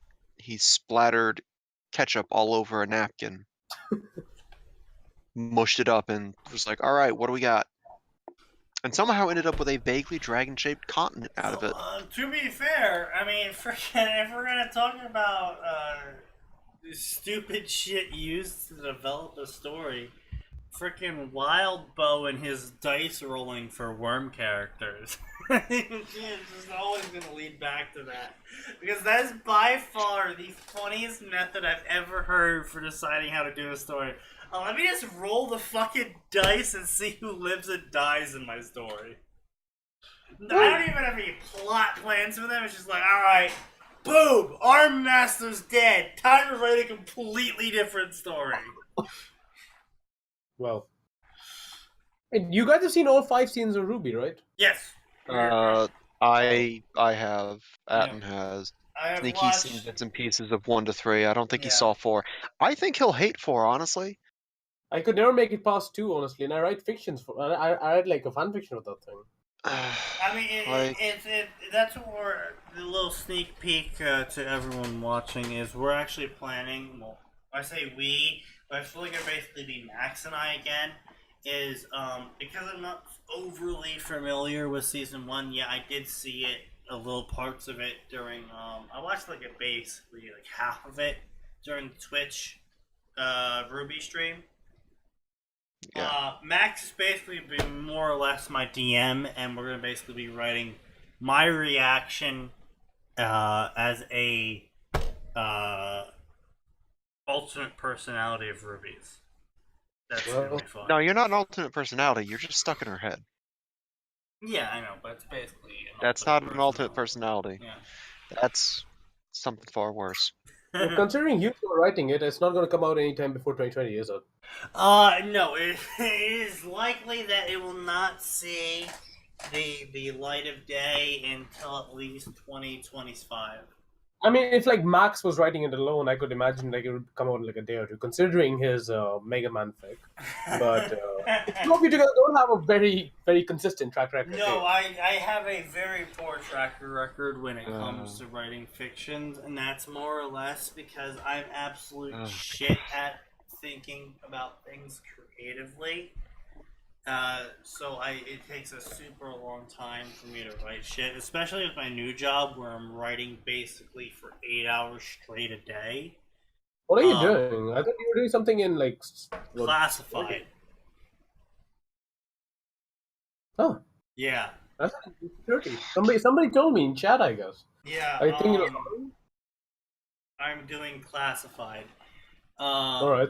But yeah, at the end of the day, I'm basically writing for 8 hours straight, and so when I come home, I really don't want to be writing more. You know what I mean? Fair enough. Fair enough. I'm sorry, I'm just really angry at you now, Kilm. Why? Because you fucking reminded me of the shit show that was my first fanfiction. Hey, it's one of the fanfics that Like, I like it. I like it with like quotations, but yeah, I like it. I mean, like, there's a clear improvement going from that to the sequel and the sequel to its end, but See, you stuck with it, and that's the big thing. Yeah, no, man, he does have a the point. worst- He did stick with it. well, but there are so many plot holes. Like, I want to rewrite the entire fucking thing now. Hey, And Max, fix well, the fucking you plot guys are big holes. for Mega Man Zero, honestly. People like it. People like Zero because he's edgy, so yeah, why not? Mega Man Zero's not edgy. It's not edgy, but people think of it. Now, have you ever read any of the Mega Man Zero fics? They're all edgy. No, he's not. The edgiest thing Zero ever actually says Max, is, Max, he's not calling Zero edgy. He's calling the fandom's interpretation. No, I know. I am fucking berating the fandom. The edgiest thing I know that Zero has ever said is, I never. Isley thinks Killam is Atin. That's adorable. Isley, no. The third person you hear talking here on this podcast is in fact Killam3, aka Cold Ruiner, the author of some really fucking enormous Naruto crossover fanfic. Naruto! Naruto! Honestly, dude, my entire track record on fanfiction has been I make a fic, it gets around like 2,000 followers and favorites, and then I completely drop it. That's my entire thing. Yeah. That's a lot of good Arthur's own fanfic. No, I'm not good. I have no pretense of ever being good. I'm just there. No, your stuff's pretty well written. I have so many fucking dead stories in my favorite section, it's sad. I've maybe got stories that aren't even dead. Maybe a 50th of the stories in my favorite section are completed. See, that's because you haven't favorited Max's stories. All of the stories get completed. All of Max's stories are shit. I wouldn't stand for that one.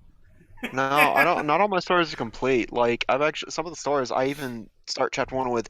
I wrote this on a whim. Don't expect regular updates. I'll write this whenever I fucking feel like it. No. I need to get back to the Life of the Infected. That was one of the more popular ones I had. Yeah, that was the first fanfic story I think I ever wrote, was the Life with the Infected crossover. Yeah, that was a mistake. I'm rewriting that and completely that writing was out of that an universe. absolute mistake. Holy shit! Because it gets popular, right? And it's just that you need to go back to it, or you need to fuck off fanfiction, because People will send you death threats. I've had death threats. Wait, because you've I did had death threats over fanfiction? Yeah, What like, the fuck? seriously. I There was this guy who told me he would I- IP trace me, I- find my address, and I'm send gonna someone say to kill fuck me. this story we're following. I'm gonna switch to the covered section, and we're just gonna talk about fan fiction writers in general from now on. yeah, that's Alright. fine. The worst I've ever had was update or else, and it was a guest count Dot, on my dot. infamous Halo crossover. Still the only one of its kind. Wow, that no wait, reason. so Cold Ruin, you've actually had death threats before. Yes, more than once, many times more than once. Because my most popular fic has like what almost 900 reviews, I guess, and at least for this one singular chapter that I made Issei important, people just went like, "How dare you!" And my PM was filled with, "You are less than the dirt. If I could find you, I would kill you." Stuff like that. I'm like, "What the fuck are you guys on? What's a fucking story?" And then when I go up, He found the crazies. Wow, He got to interact with the crazies, Sneaky. To be fair, he did post in both D times D and Naruto, so he I more know. or less Some deserved people will that. never do. But I mean, I'm following a Harry Potter RE monster story, and it's actually pretty funny. Like, RE monster, if you know the source material, is really fucking dark and gets really dark really quickly. And the author is following that pattern with his Harry Potter crossover, in which Harry Potter gets reborn as a monster. And it gets really dark really quickly, but all of the reviews are like, "Dude, are you okay? Are you suicidal?" It's just like, oh my god, guys. You're you all managed to dumb. get the point across so badly that people actually think you're gonna kill yourself. Yeah, that point when you write a fanfiction chapter and all of your reviews are, "Dude, are you suicidal?" Are you?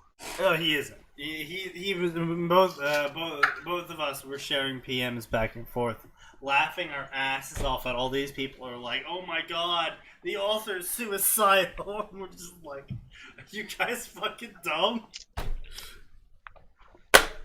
Dude, Yeah. the one author I've had like the most PM fights with was, I guess, Fairy Tale FTDS. Dragon Slayer? Yep. Yep. So I was on this other Discord server before this. Like, it's a Naruto crossover server, so it's filled with cancer. Right. Anyways, of course. every single person there hates him, right? And anyone who claims, and we're talking about like some of like the bigger fanfics like that. The most popular one on Ruby. There was Rain was there. Owl was on there. He was one of the founders. So we were all there, and he has fought with Owl 17 times. And Owl just like, he's like, I have a little document. Right? He sent us a Word document with each and everything by date sorted out, and Fairy Tail Dragon Slayer claims to be a male model. He runs a charity apparently, Of course he does. and he's he made this very clear that he has an 8-inch penis. Oh, of course he has a 12-inch penis. Of course. No, 8. He was quite sincere about it. I bet he was being humble. He said it was 8. Flaccid. Like I said, I bet he has a 12-inch penis. Yeah. And so he actually keeps tabs of all fics in like the categories that he's high up in.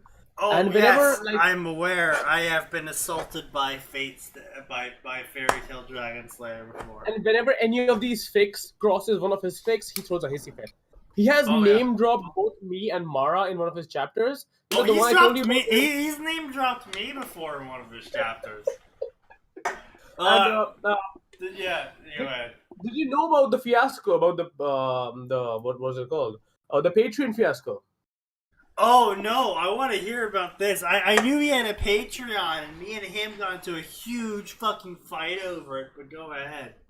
All right, so basically he created this Patreon, and then he Right. created a chapter to go along with it, right? And the chapter was basically Naruto breaking the fourth wall, talking about his friend Fairy Tail Dragon Slayer, and about how he loves watching Fairy Tail Dragon Slayer's streams.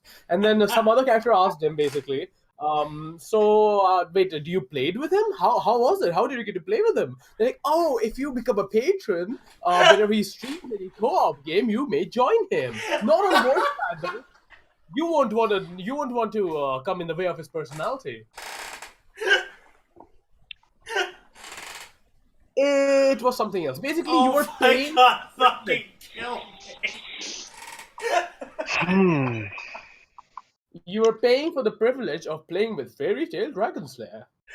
Fucking hell, I would pay for the privilege to fucking kill myself on one of his streams. And the worst thing he's ever done, he's like, oh, I got 10,000 people following me on Fanfiction. Somebody hacked his account, took a screenshot of his legacy user strat, 1,280. I don't know where he saw the extra zero, but it was apparently there when he thought it was. My favorite is way back in the day, and I'm pretty sure he's edited his stories. So I've been fighting with him ever since he was writing just Naruto fanfiction that he's pretty much deleted since then. So I have been clashing with him for fucking years at this point. And he finally got around to blocking me after I went through every single one of his stories. At the time he had like back in the day when he had like 20 stories. I went through every single one of his stories and every single chapter of his stories in like the span of a night and pointed out every single grammatical and spelling mistake he made. And he just sent me this long ass PM of stop harassing me, don't point out what I did wrong, and then blocked me. I'm sorry. It was just the one message you sent him, right? No, I left him like over 200 reviews on every single chapter of every story he has. Oh my god. So, okay, so the last interaction I had with this guy, the most beautiful one. So, this guy, he, if given the chance, would suck the engulfing silence cock all fucking day, right? He loves the guy. Like, he would probably ask that guy to marry him just because of how much he loves him. And now, I like me and this guy. Engulfing silence. That's Brandon Horner. That's the sealed kunai guy, right? That's the guy who also wrote the Naruto. The sealed kunai. That's not the one. He's the one with that really popular Sekirei fic. The one with Devil Ninja, Land of Gaia, Senin. He's an overall okay writer. Nothing great, but he's very popular because he's consistent, right? And he has. This guy. Yes, I remember. I followed him for quite a long time. He moved on to his manga, right? Yeah. No, it's not a manga. He just writes smart books. All right. Is that what they are? I never actually first. Dude, he sent me one because me and him are friends, right? We're also friends on Facebook and stuff. So he would read my stuff, and one day this magical thing happened. Check his favorite stories and check the second story there, right? Right. It's my story, right? Challenge-a-thon? Nope. The second one is Metempsychosis. Favorite stories. Which story? Shifts in... he's the guy who wrote Shifts in Life. No, not his stories. I said his favorite stories, right? His favorite stories? Yep. Metaphysical Bancosa. Oh, hey! Yeah. There you are. So my story showed up there. I didn't know it showed up because I have my mail alerts off. Right. And he messages me saying... Like, basically, like, in a very vindictive tone. Like, it's so nice to see that a new author has been so well known at this. That's why this guy sounded so familiar. I'm sitting here like, I feel like I know who he's talking about. It's like, it's because I read his retail work. I've actually read his Kitsune series. Oh, you actually read American Kitsune? It's fucking weird. It starts out weak, gets solid, and then it gets kind of fetishy. Cringy. Yeah. It's like, yes. He's aware he's doing it. No, he's very aware. I asked him, I asked him after, he stepped into this stuff. I'm like, how does it feel to be a porn writer? He's like, to be very honest, it's a bit creepy that I could do this, but I'm earning money off it, so I'm more than happy. That's literally Yeah. his. Honestly, like- more power to him. If he can make a living off Yeah. of writing shitty He dropped cat his job. porn, fox porn, sorry. He If he can dropped write- his job, got a new house. Yeah, dude, Moved Like- out to the if country. he can make money, I mean, like, shit, fucking hell. Let's see, his Bought a Porsche. he's got 5,000 favorites on this story. He's got 7,000 favorites on this story. 8,000 favorites on this story.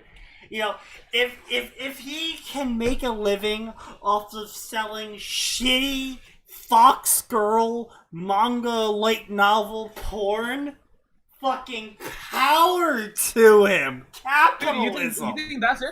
The guy's an absolute gem. Like, he might not be the best writer out there, but anybody who's willing to ask him for help in doing their own book stuff, he'll help you. He'll fucking publish you. Oh yeah, Yeah. No, totally. Yeah, no, He's I've the one who got talked me with in him touch with the before. people. Yeah, He's he one of the is. people who got me Yeah. in touch with the current people I'm working with for my comic, Yeah. right? So he saw my thing on favorites, and Fairy Tail Dragon Slayer literally sent me a message about, like, oh my god, like, and he said this, right? These are the exact words. Don't get a big head about it. You're still very much below us bigwigs, but don't worry, you'll get there one day. It was. Damn. Oof. I mean, like, holy shit! Engulfing Silence. I fucking started reading his stories, back when he first posted Gift of Memories. I mean, I didn't like his shit back then. I started liking his stuff when he wrote Akashibi no Shinobi.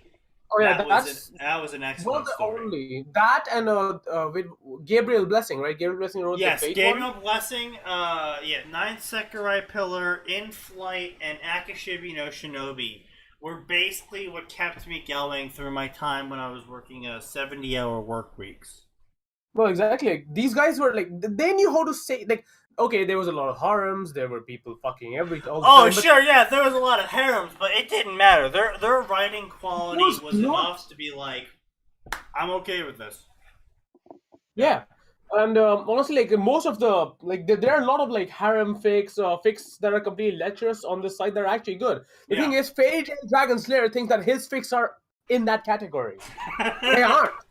No, I honestly, I genuinely read some of his fics before, and I was totally willing to overlook some of his mistakes.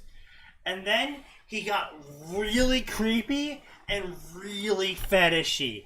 Like, I was like, oh, new story by him. It's a Fairy Tail Naruto story. Okay, what is this? Oh, Naruto gets possessed by the soul of Erza and turns into Erza, but with a penis. I was like, the fuck is this shit? Alright, there was this one fake, if I remember correctly, that in which Naruto had a robot body and was fucked by Blake who had a penis. Something like that. Fucking what? Do not quote me on this. It was something similar. I'm not sure if it was exactly the thing, but yeah, Blake had a penis. Hold on, I'm trying to enter the search mode, and I'm a bit Speaking of- intoxicated, so it's a bit more difficult. I'm gonna go piss. Maybe. Why does he have 31 stories with the word Ruby in it? Jesus. How many? He's written 69. Jesus Christ. Dragonkin's Rebirth. Naruto, the silent kind of underworld, and Naruto, the man with 10 tails, decide to bring back an old rage-filled, anger-driven Naruto back from the afterlife. They had a choice. Was it the right choice? I think the story was Naruto, not the Force Fighter. It was the Sun God, if I'm not wrong. It's Fair Raven's Son, where Naruto meets Naruto. No, it was Naruto the Naruto's- Sun God or something like that. No, Sun God. Here you go. Naruto the Sun God. Sometimes being in the wrong place when good things happen is bad. Oh, yes, it Sometimes reminds it's me of- worse. Naruto but- didn't know what to make of being in his current situation, but he was about to find out. That is by far an awful fucking summary, but nowhere near as bad as the fetishy as shit story that we read on stream called Naruto the Fused Trap. Death What? was No, many repeat things. that, repeat that. Do you not remember this, Max? Could you repeat that title once again? I remember it. Naruto the Fused Trap, in which the Shinigami fuses God. Naruto and Kushina together and sends them into Ruby as a gestalt being. Time to drink. More. Yes, exactly.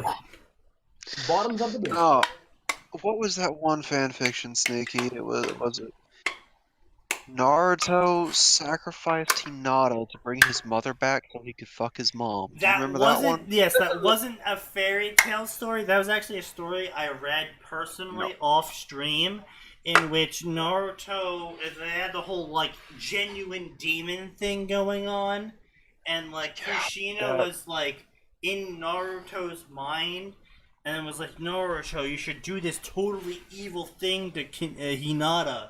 And so Naruto had this whole demon ritual set up, in which Hinata was like totally love struck for Naruto. Was like, yeah, sure, I'll be your sacrifice for the demon ritual. And so Naruto summons Kushina's soul into Hinata, and then Hinata's like, oh my god, my mind is strong, and fuses with Kushina instead of being possessed by Kushina. So the motherly love Kushina had for Naruto turns into the fuck me love that Hinata had for Naruto. And so it's like Kushina's personality with some Hinata thrown in, who had a like totally obsessive crush with Naruto. And it was like, what the actual fuck? Okay, listen, no. See, I've had some weird fic ideas in my but that just takes the cake. Rainbow Eyes. See, the worst I've gotten is I want to make like a Bloodborne fic where the main character is Nicolas Cage and he meets Mikola early on. That's basically the furthest I've Okay, gone. the main character of that fic has to be Nicolas Cage with the bee mask. With the bee cage mask. Perfect, can be done. Yep. Can be arranged. Boom. That and the Hagrid heresy, yeah. He just screams at the top of his lungs at all times as he's going through Bloodborne. The bees! Not the bees!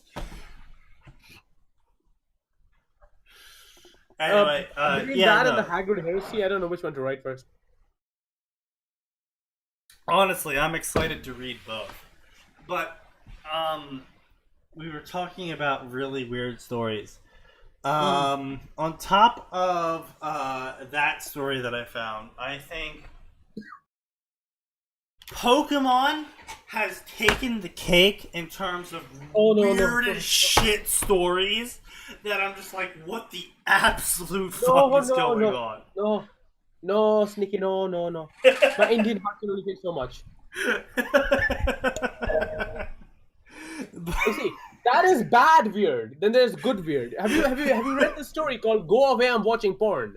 No, I don't look out for porn stories. So No, it's not a porn story. Okay, it's a D times D story, so it's technically a porn story, but it's good. I don't particularly read D times D. I'll read lots of D times D crossovers because you get some pretty unique takes on everything. I really don't read that many purely D times D stories. I think one of the few D times D stories I'm following is Jack of Hearts, which I wholeheartedly recommend. Jack of Hearts is an excellent story in which Issei becomes an angel, and it focuses mostly on heaven, and he's not a pervert. He takes things seriously. It's actually a really well written story. Dude, so the one I put in like the FFCT9K channel on your Discord, that one is called "Go Away, I'm Watching Porn." And trust me, don't take it at face value. It is possibly the best written DxD fic I've read in my life. And Issei Hayuno is the Sakuryuti. Not many people know how powerful he is or what he has done. and he is fine with that. He's done with people. All he wants to do is sit back, relax, and watch porn without being bothered by school or homework or devils or fallen angels or annoying conspiracies. And why the hell won't they leave him alone already? OP Perv Issei Harem. He's not fucking a single bitch. He's not fucking a single person in the story, by the way. Okay. It's something else. Like, I didn't expect this. Basically, the reason I liked it was I did not expect this at all. Right. What is the Sekiryuti? Is that something that comes along that's canon. That just means red dragon, big red dragon, something like that. I don't know. Okay. Like I said, I read like the first novel of D times D to get enough idea what the hell's going on, but nothing past that because I fucking hate D times D. But sometimes I find some really good fan fictions for D times D. No. With this fic, if you can get past the first chapter, right, it just becomes very good. So the Issei in this just wants to be left alone. That's literally his entire thing. He gets his powers in something else in a very early age. Something happens that has not been revealed in the story in the past, where he got to know Azza and all these people, and they kind of fucked him over big time. So now he just stays in his room, watches porn, doesn't masturbate, but just stays away from people. Right. The only person that he actively listens to or talks to is his mother, and apparently his father died in like whatever happened. Right. So he's traumatized. He hates the fucking occult, and he doesn't want to harm him. He just wants to be left alone. Right. Honestly, I could use some more Jackie from Fate Stay Night. Fate Stay Apocrypha. I could use some more Jackie fiction. Honestly, I thought you meant Jackie as in Jackie Mao from. No, Jackie is Jackie from the Nasu-verse, which is Jack the Ripper, but female, and I know. very skimpy clothing. I know about a well-written Jackie is like an absolute gem for me, and I have found like 2 stories that did it well, and I was like, wow, I need more of this, and no one's done it because everyone's too busy giving Shiro a really fucking terrible harem that dies like about 10 chapters in at best. Yeah. So that too. Again, one more thing that I'm quite saddened about is the fact that there aren't enough Dota fics. No, honestly, I'm fine with there not being too many Dota fics. Not too many Dota players are super into fanfiction. A lot of Dota players are like, I just came home from work, I want to play Dota. And I'm completely fine with that. Max is not a Dota player, right? Max does not play Dota, no. Smart choice, Max. I found one Dota familiar Zero story in which Luis the Invoker one! Summons Invoker, yep. And that was actually quite well written for what was going on. Shit. I'm gonna try and find if I can't bring it up. I'm gonna talk about. Have you read the Rubik one? There's another one, in which the woman summons Rubik. I don't think I've ever seen that one before. Yeah, that's also quite well written, but again, it doesn't go anywhere. It stops like after 5 chapters. Right. Private messaging. Oh, good. We got approval from Roger Mine to read his story out loud for the stream. So, as you can see by my private messages, I got randomly pinged by this dude. Be like, hey, I've seen you favorited Kodor stories before. You should read my Kodor writings. I'm like, well, I'm only gonna read your Kodor writings if I can do it on the stream. So, do I have your permission to do it on the stream? I mean, I was probably going to do it anyway, even if you said no. But, I mean, it's always nice to ask, you know? But what if it's good? Then it's good, and I'll recommend it to everyone who doesn't watch my stream. And being like that 3 people actually tune in regularly, I might as well just kill myself, because nothing will change. You're currently averaging 5. Yeah, but like half of those people are on my friends list of people that I know. 5 people, so it's Isley, Fagwent, Gamerman, you and Asikim. Right. Yeah, I honestly could. I would greatly enjoy more people. Oh, you'll get them in time, man. Just Oh yeah, keep on doing. I know but it's just like the stream has improved every time our viewer count has gone up because more interaction means I'm able to talk more about things people in the chat are interested in. You know. But yeah, then again, fan fiction is kind of a niche thing, especially on Oh Twitch. yeah, I completely recognize that fan fiction is totally a niche thing, and even more niche is people mocking fan fiction. Yeah. Because I've been to the fanfiction Discord servers before, and a majority of them are goddamn circle jerks. And oh yeah, your fanfiction's totally good. Oh man, yeah, your fanfiction's good too. Oh, we're such great fanfiction writers, even though all we do is write gay porn of characters that are straight. So I made the mistake of putting my Facebook link on my that thing was what you call my fanfiction profile, Yeah, you're fucking and somebody added me. retarded. I am so sorry I did that. I've removed it since, and I have yeah. Yeah. So somebody added me into like these three groups. One's called Fanfiction Writers United, one's called Fanfiction Unlimited, and one was called just fanfiction.net, right? And it is the most painful thing you can Oh, possibly I've do. been banned from Writers United. Oh god. So there was this one 40-year-old No married. one should be surprised by this. Of course not. But yeah. Yeah. So there was this one woman there who writes this It, right? Like Stephen King's It. Yeah. It crossed with something called Warrior Cats. I had no idea. Oh this yeah, thing no, existed. Warrior Cat. Okay, so the TLDR of it is when I was in middle school to high school, a series came out. Well, not came out, became popular because there's like 26 books in the series now. Is it a book? Yeah, they're books. So Warrior Cats is a series about cats that are basically humans in terms of intelligence. And basically the whole world is just cats in replacing humans. So like there's clans and they go around and they fight each other and they take territory. They have a democracy and republics and dictatorships.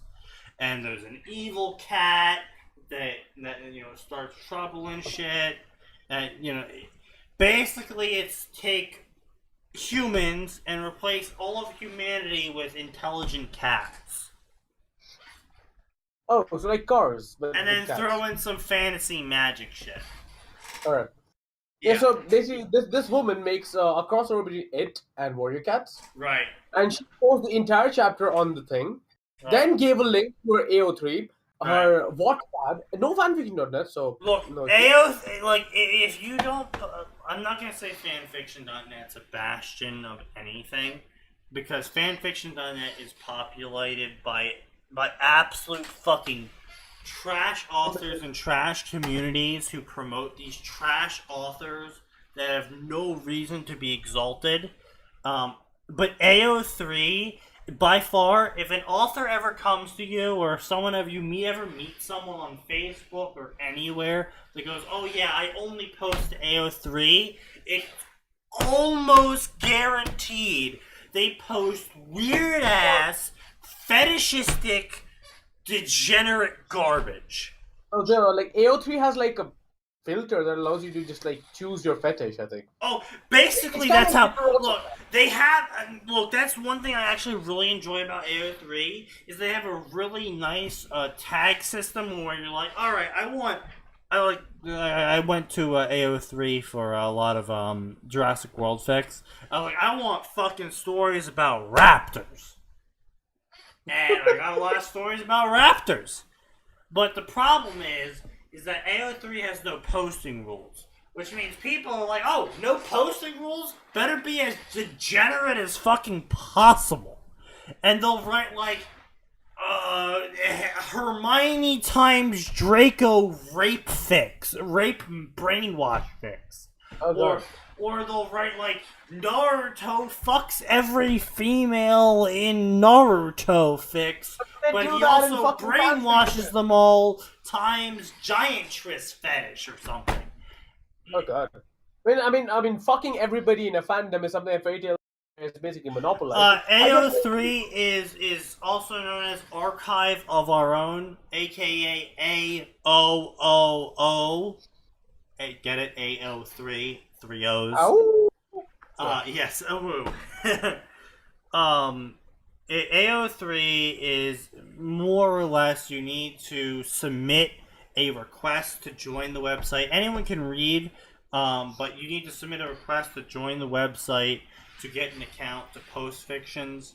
It's still quote unquote in its alpha phase, even though it's been an active website for over 10 years.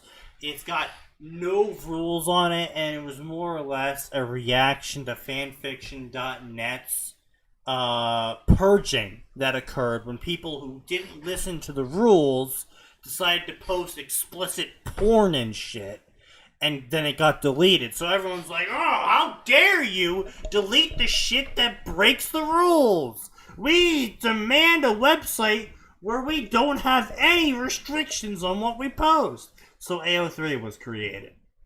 Yep.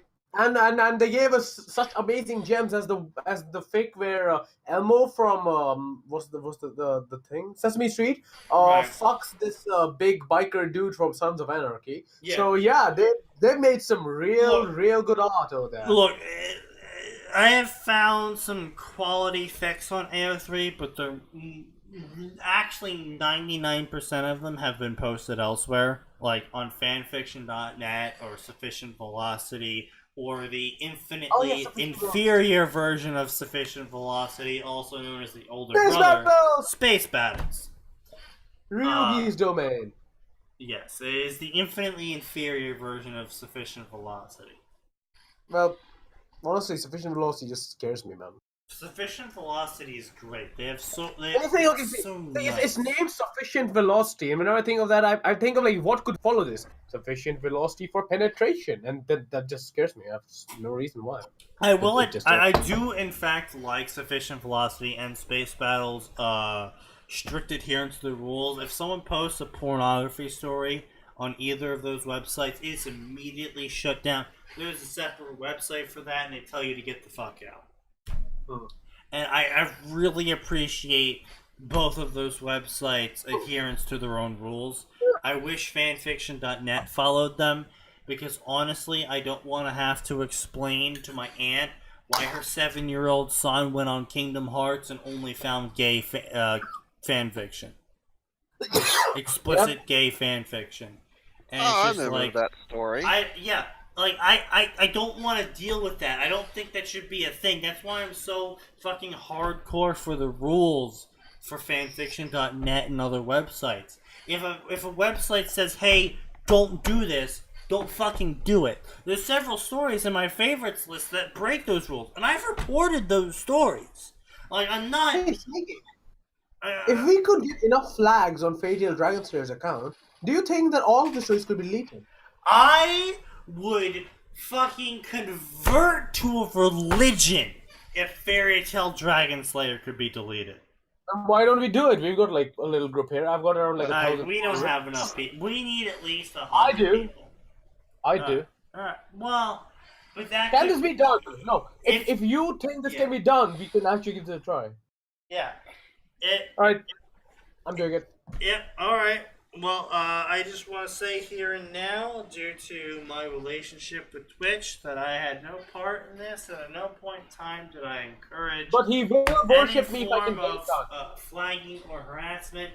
Even if Fairy Tail Dragon Slayer did in fact break the rules, I did not encourage it, nor did I push people towards it. Just want to say that for the Twitch rules and guidelines, that at no point in time did I encourage harassment or the flagging of someone's account. He doesn't really have a channel, does he? I'm just an innocent bystander. Or me? I mean, he does, but it never took off. Yeah, Fairy Tail Dragon Slayer doesn't really have a channel that ever took off. Mostly because Fairy Tail Dragon Slayer has the personality of the ass end of a porcupine. Wait, I'm gonna find his Twitch now. Did that actually happen, Sneaky? What did actually happen? The gay porn thing, I think, is what they're referring to. Oh, I found his Patreon. Yes. The gay porn story is actually real. My 7-year-old cousin did in fact go into the Kingdom Hearts section on fanfiction.net, Dude. and he did in fact, under the basic filters, find a shit ton of gay porn, which he clicked on, being a 7-year-old and not knowing better, and then was introduced to explicit gay porn between Sora and X character. Yes, and I did in fact have to, at a point, explain gay pornography to the 7-year-old so he could understand what was happening, because both the aunt and him were very confused. And sad. Sneaky, Yes, go ahead. listen, riveting story. Check the Discord. I posted a link, and I need you to see this. To find the link to his Twitch, you need to pay $5. Wait, to find the link to his Twitch. Yes, just check it out. It's something. It's something. He's playing hentai game. Wow. Oh. I'm pretty sure playing hentai games on Twitch is illegal. He might be playing them on Pornhub. Honestly, we don't know. Wow, unlock for $5 Patreons a link to my Twitch account and a link to my Steam ID. Oh, it's actually there. Fucking, I would rather shoot myself in the dick than pay you. Do you want me to find it? Honestly, I think I can spend like no, I don't. Oh want to my god! 8 Patreons. When I reach my goal, I will send 10 fans $20 Steam cards. But think When about I it this reach way. this goal, I'll get the best equipment ever. When I reach this goal, I'll send 25 of my fans $50 Steam cards. Jeez, I can't even see what the goal amount is anymore.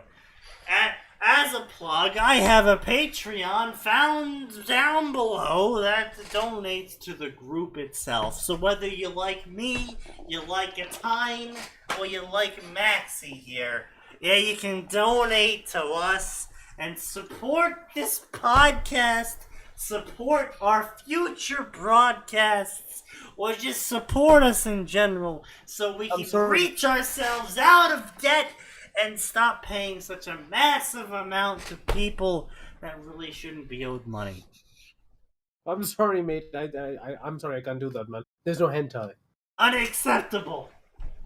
No hentai. Can't work with it, man. Can't work with it. I will say, this upcoming Saturday, I will sit down and I will play the Tank Dating Simulator on stream. Oh, no.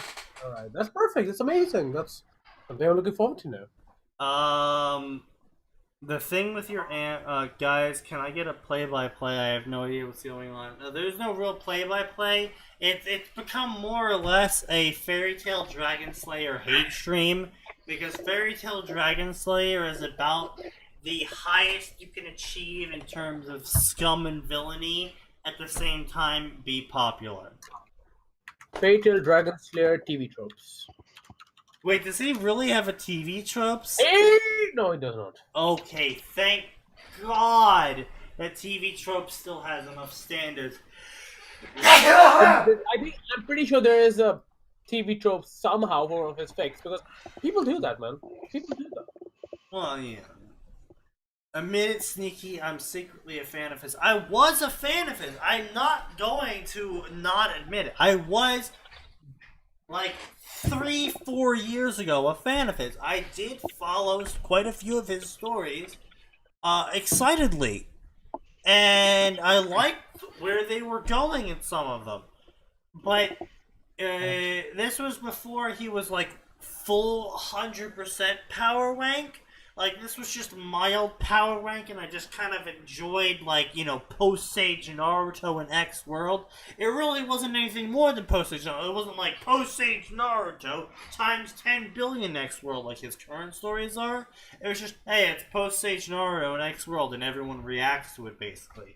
And I really enjoyed that, because I thought it was hilarious. And Hey guys. But then he likes the plot. I like plot. Yes. Yes, I understand where you're going with that. He is Fairy Tail Dragon Slayer. Yes, I am secretly Fairy Tail Dragon Slayer. I've secretly been harassing No, the dude, it's not like, entire dude. internet. Do you think FTDS can play Dark Souls? He can't. Don't think about it. I can't play Dark Souls either. I don't know why you're using that as a measurement. I'm fucking garbage at Dark Souls. Are you now? Never would have guessed. You know what, Max? Fuck off. I shouted hero mode, and I won the great cursed wood fight for you. So you can fuck the right off. That was a great fight. Which one? So this was before you joined us. But a while back, Max, Nosehair, Atin, and I specifically was streaming it, but the four of us got together and made Team Ruby as close as we possibly could. And I was using Freed Scythe, and we were fighting the Cursed Greatwood, and Max somehow, as Blake, got stuck in the air, and everyone else besides me died. Oh, I found the magic spot to not fall through the floor. Yeah. And everyone had else a but me perfect died, and I just screamed hero mode, and just fucking went to the art for Freed Scythe, and just fucking went ballistic, and somehow at 1 HP beat the Cursed Greatwood alone. But you had Freed Scythe. If you're losing to Cursed Great Scythe, that's kind of like sad. Oh, we were also on. I was severely limited because I was like level 200, helping out like a level 10. Level 20 or 30 by that point. But that was a level 20/30. Oh no, wait, no, you were in his world. So I was in his world. Yeah. So that's sad. Really limited. And so like it didn't just like take down my other stats. It like took down my health to like 9. Oh, Yeah. So it was like, hey, your figure is now 9. Get fucked. I was like, so you're literally Ruby. Like you had all. I was literally one hit basically would have killed me. One punch! And I was just screaming at the top of my lungs the entire time I was fighting him. And Max was just sitting there like, what the fuck is going on down there? I have nightmares with Curse Rotten. Like when I did my Mailbreaker playthrough. Oh god. No. I can imagine that would be difficult. Yeah. See, the thing is, the Mailbreaker was So as you know, it's not got much of a hit radius, right? So I can't hit almost any of his egg sacks except for the one in the front and the back. So I burst them and realized the only way I can do damage to him anymore is by hitting his hand, and that hand is fucking treacherous, right? Right. So I had to run around till he decided to lie down and then get a hit or two in. That's literally all I did. And somehow beat him on the 3rd try. Right. Well, I mean, at least you beat him on the 3rd try. Yeah. But yeah, that will be showing up. I will admit that will be showing up in the me inside Ruby's head story. We will pull out a basically aura made scythe and scream hero mode. That is 100% going into the me inside Ruby's head. Oh, did you do the Ruby streams, by the way? The Ruby what? You know, where you react to the actual thing. So, yeah. That is planned for either Saturday or Sunday of next week, whenever we actually can sit down and do it. It will be live. We will announce it at least a day beforehand when we finally figure it out, hopefully. But yeah, we will. This weekend is definitely our target. We may not be able to, depending on what happens. It'd be nice if you not would have told me you want to do it this weekend. Well, I mean that was the target. Where's Atin today? No, I told you I had plans this Saturday. I've had plans for the Oh. last 2 weeks for this Saturday. Well, we might do it on Sunday then. Who knows? But like I said, it's going to be a Saturday or a Sunday, and it's going to be at some point. We went through. We researched everything we needed to research. Everything's legal that we're about to do. I mean, there is some stuff we have to do. We have to actually disclaim before we start the stream. Do you have a But- clip of that? A clip of what? Hero mode. No. I've been trying to get the gang back together to actually everyone to sit the fuck down and actually do Ruby Dark Souls again. But at least one person's always being a bitch and isn't there. So it's you, it's Max, it's Atin, and it's yeah, and Nose Hair, who occasionally features on the podcast. Yeah. Yeah, so as I said before, like if one of you don't show up, you can always invite me. I'm also for Dark Souls. Atin is playing as Weiss. Nose Hair is playing as Yang, and Max is So, Blake, and I'm Ruby. Crystal Rapier, Demon Fists, and what does Blake use? I'm gonna be giving Max the dual wielding katana slash. Oh, the Onigiri and Tonto. the Baj. Yeah. Yeah. Why do you just give him the Ward and Twin Blades? They're the one that look closest to it. Plus, they can help because they cause bleed. Because I don't have a second copy of those yet. Oh, perfect. Yeah. No, I can give them too. Like I'm at like New Game plus 9 at this point, I guess. Of course, stop going off for like 7. I mean, it's completely up to Max. Yeah. Up to you, Max. Yeah, I'm aware. But like I said, I've and Max can vouch for me on this. I have been pushing it quite a bit to actually get the Ruby Dark Souls stream going. You can try like the other team too, like the other one, J and PR. Yeah, you can try that one too. Consider like like what's her name, Pyra. Pyrrha. Yeah, but Because Pyrrha can like yeah. Pyrrha can have like a spear and a shield. Any spear will do. Well, honestly. we don't have Pyrrha. It's just Team Ruby. Because it's Yeah. the 4 of us. Yeah. Eh. I actually changed my character name to Ruby Rose. Yeah, have you logged in to make sure you didn't get soft banned for that again? I have not been soft banned. Yeah, I know I've invaded quite a few people since then, and I've killed quite a number of them, so they weren't hacking. So yeah. Wait, Sneaky. Yeah. You said you're not good at Dark Souls, but then you invade and kill people. Well, yeah, they're fucking worse than me, dude. No one uses scythes. No one knows how to counter scythes. Scythes tend to be some of the strongest weapons in the games, though. Yeah, Dark Souls 1's great side was ho ho ho. Yeah, I just get Yeah. fucking blood rings and use the Corvo scythe or whatever it's called, and I just Oh, fucking yeah. destroy the shit out of people. Rapier says just great sight and the 2 katanas, as Isley guesses. Cess isn't that great, man. Get the demon. Well, I thing, mean, because- yeah, Yang is the Nose Hair as Yang is currently using the Cestises. That yes. The goal is to get her both. Is to get the Yang both demon fists. That is. Yeah. The, I mean, the weapon art for those things is bloody amazing. Ooh, oh yeah. I'm gonna. Yeah.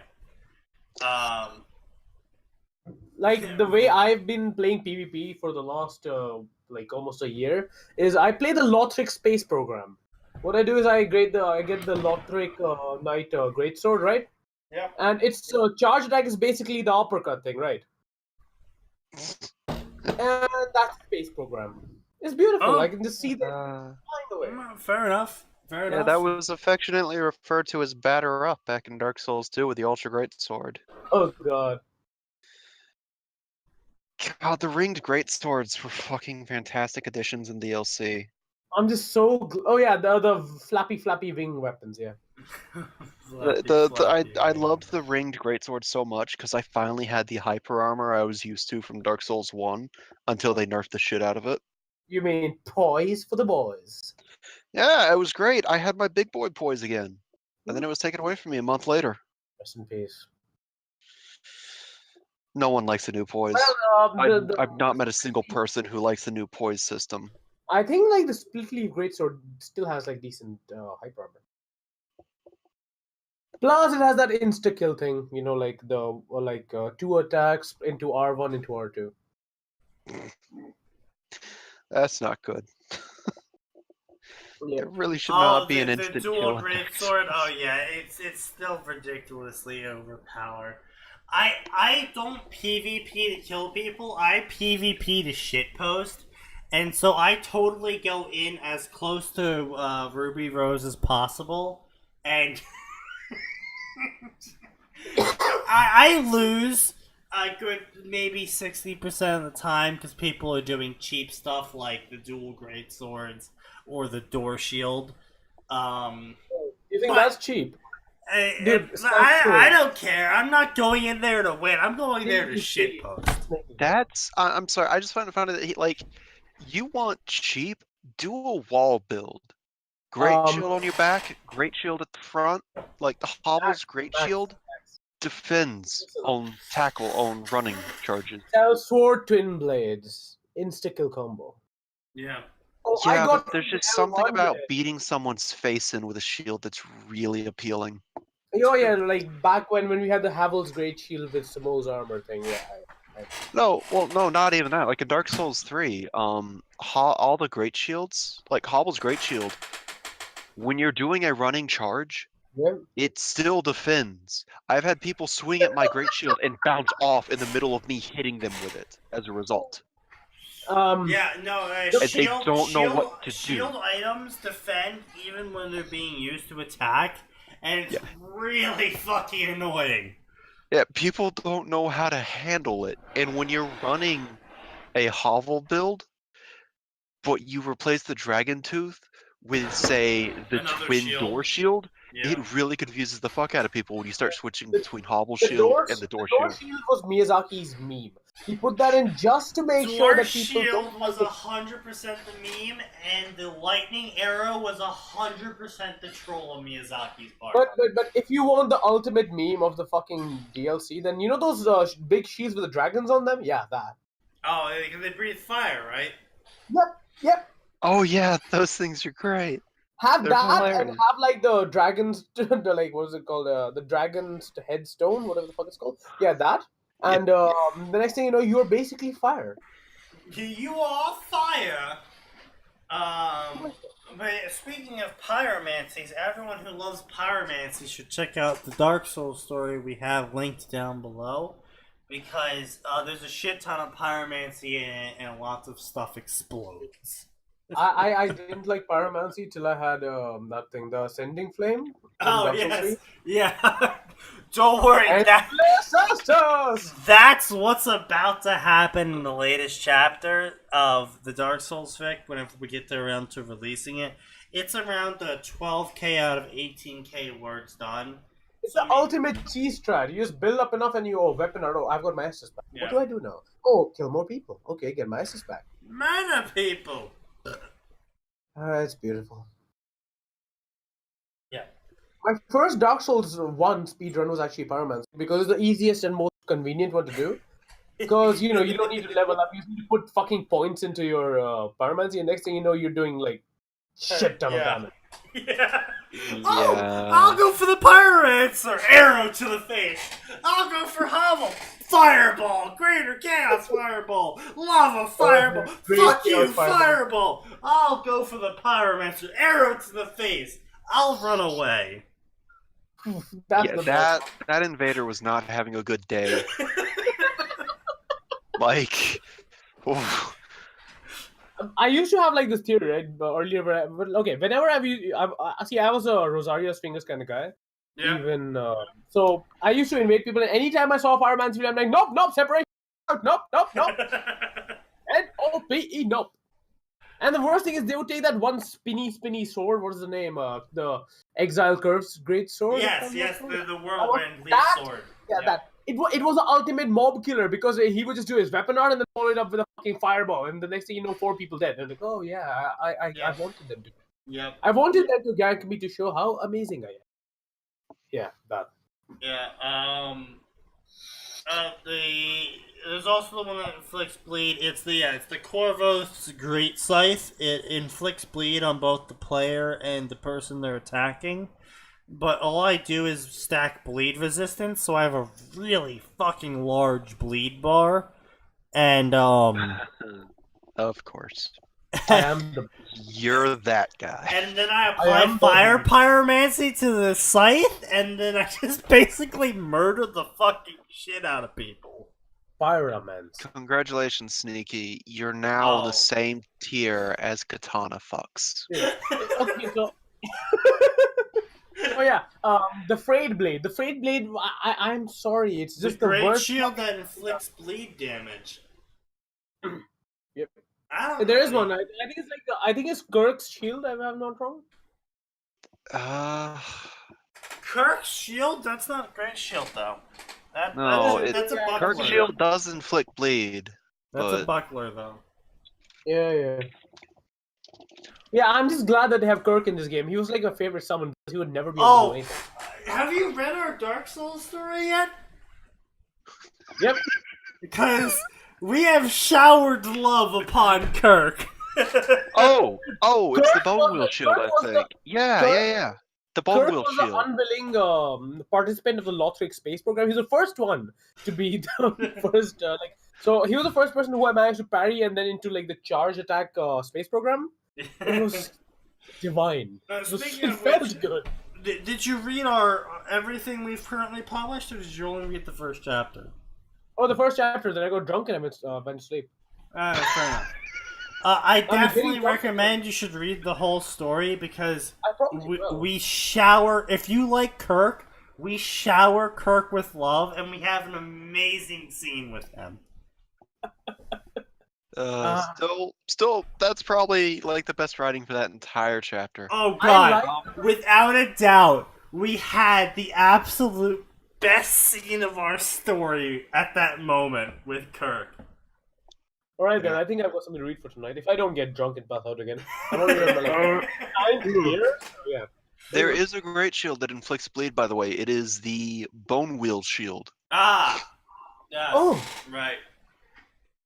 Alright then. Yeah. Pinwheel for the next DLC. Right. Alright, so I'll save Roger Mine's story for Friday.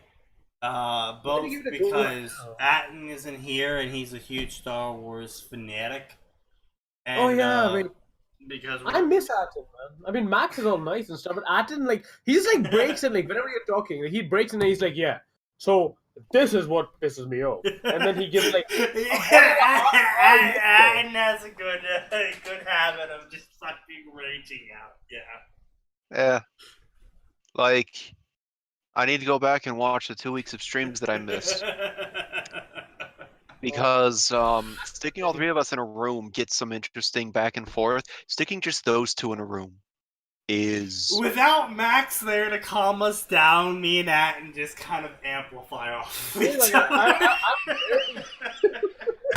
It's like a perpetual energy machine. Honestly, Max, you really need to sit down and watch the stream where I got 21 fingers drunk and brought on guest stars. I've got it downloaded. What? I remember distinctly there was this one fiction about some Halo thing that you guys were. Atin Atin just went ham on that one. Spartan 3, Spartan 2, Spartan 4. We're all fans of Halo here, Atin, Max, and I. But Atin is a step above both Max and I in terms of Halo fans. I brought the point about Spartans having sex, and he gave me I think a 45-minute spiel about it. It's beautiful. He is. I think I was there for that passionate. stream, and I think that was one of the few times where it's I'm just gonna sit back and just let this happen. Yeah. It's too entertaining. You're actually there. You just completely signed the entire time. I do remember bringing Max, like, hey Max, do you have anything to say about this? And you're like, nope, you're pretty much saying everything I have to say. You know, there's some times where you guys rant. I'm like, I'm just gonna let this happen. I don't need to say a word. They're good. Alright, well, it is currently 9:40. We have ranted for an extra 40. Technically, we've ranted for a whole hour now, because we started ranting around 1:40. That's where we stopped reading the actual fictions. I'm completely fine with that, though, because this is supposed to be a theater, whether we're covering fanfiction or not, and we were talking about fanfiction, and we did provide some form of entertainment, hopefully, for the people watching this either in the archive or live. But yeah, we probably should end it here. I'm becoming progressively more sober by the minute, and the headache is making itself known. Yeah, make sure you take care of that before you go to work in the morning. Don't worry, I will. That means I'll be buying some more alcohol tomorrow night. Oh my god. Wait, you got another story called "Respawning Isn't That Awesome." Yes. Oh, that's a... Alright, so we're gonna finish this. We're gonna finish this stream off with some self shilling. No, we're not. Shut Yes, up. we are. Quiet. So we have currently found in the links below. We have two stories. We have Responding Isn't That Awesome and Scorched Earth Shattered Steel. Scorched Earth Shattered Steel is a realistic, in-depth lore take on Dark Souls. And Responding Isn't That Awesome, also known as Max and Atin, go into the Rubyverse as fat lardasses that they are. And their only power is the ability to not be dead every hour. Huh. Yeah, there are rules we have to follow. We cannot spoil the plot before it happens. We violently vomit if we do. That's it. We don't get aura, but we do get to respawn. Every time we die, exactly 1 hour later, we pop back into existence. Yes. So long as nobody's looking, so long as nobody sees us. Yep. We ended up basing it off of quantum teleportation. And so basically, it's a shit post of a Ruby story, in which both Max and Atin try and save the world as two fat lardasses. Well, we made the choice of like Crow trains us late at night because we don't actually need sleep because our bodies will just reset if we die from exhaustion. Oh. Can So you read that? It's a shit post. Been an interesting. It's been interesting to write. We're at chapter 6, I think, but we've actually got 10 chapters total written out, and we're starting on chapter 11. I need to upload the others at some point. I've just been too lazy with this one. I can't feel my face anymore. Okay, Wait,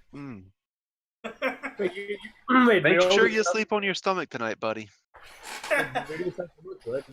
Alright, so guys, don't read my crap. Anyways, yeah.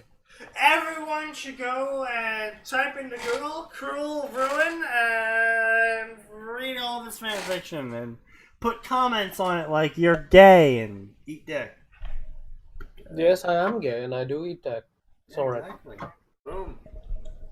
You heard it here first, folks.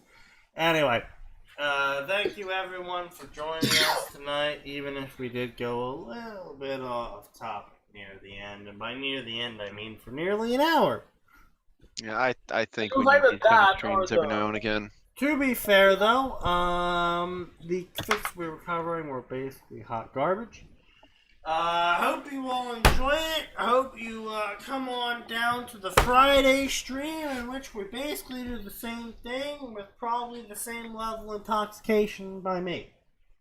I will be doing game streams on the weekends now, as I've decided that that's an intelligent thing to do to increase my viewer count.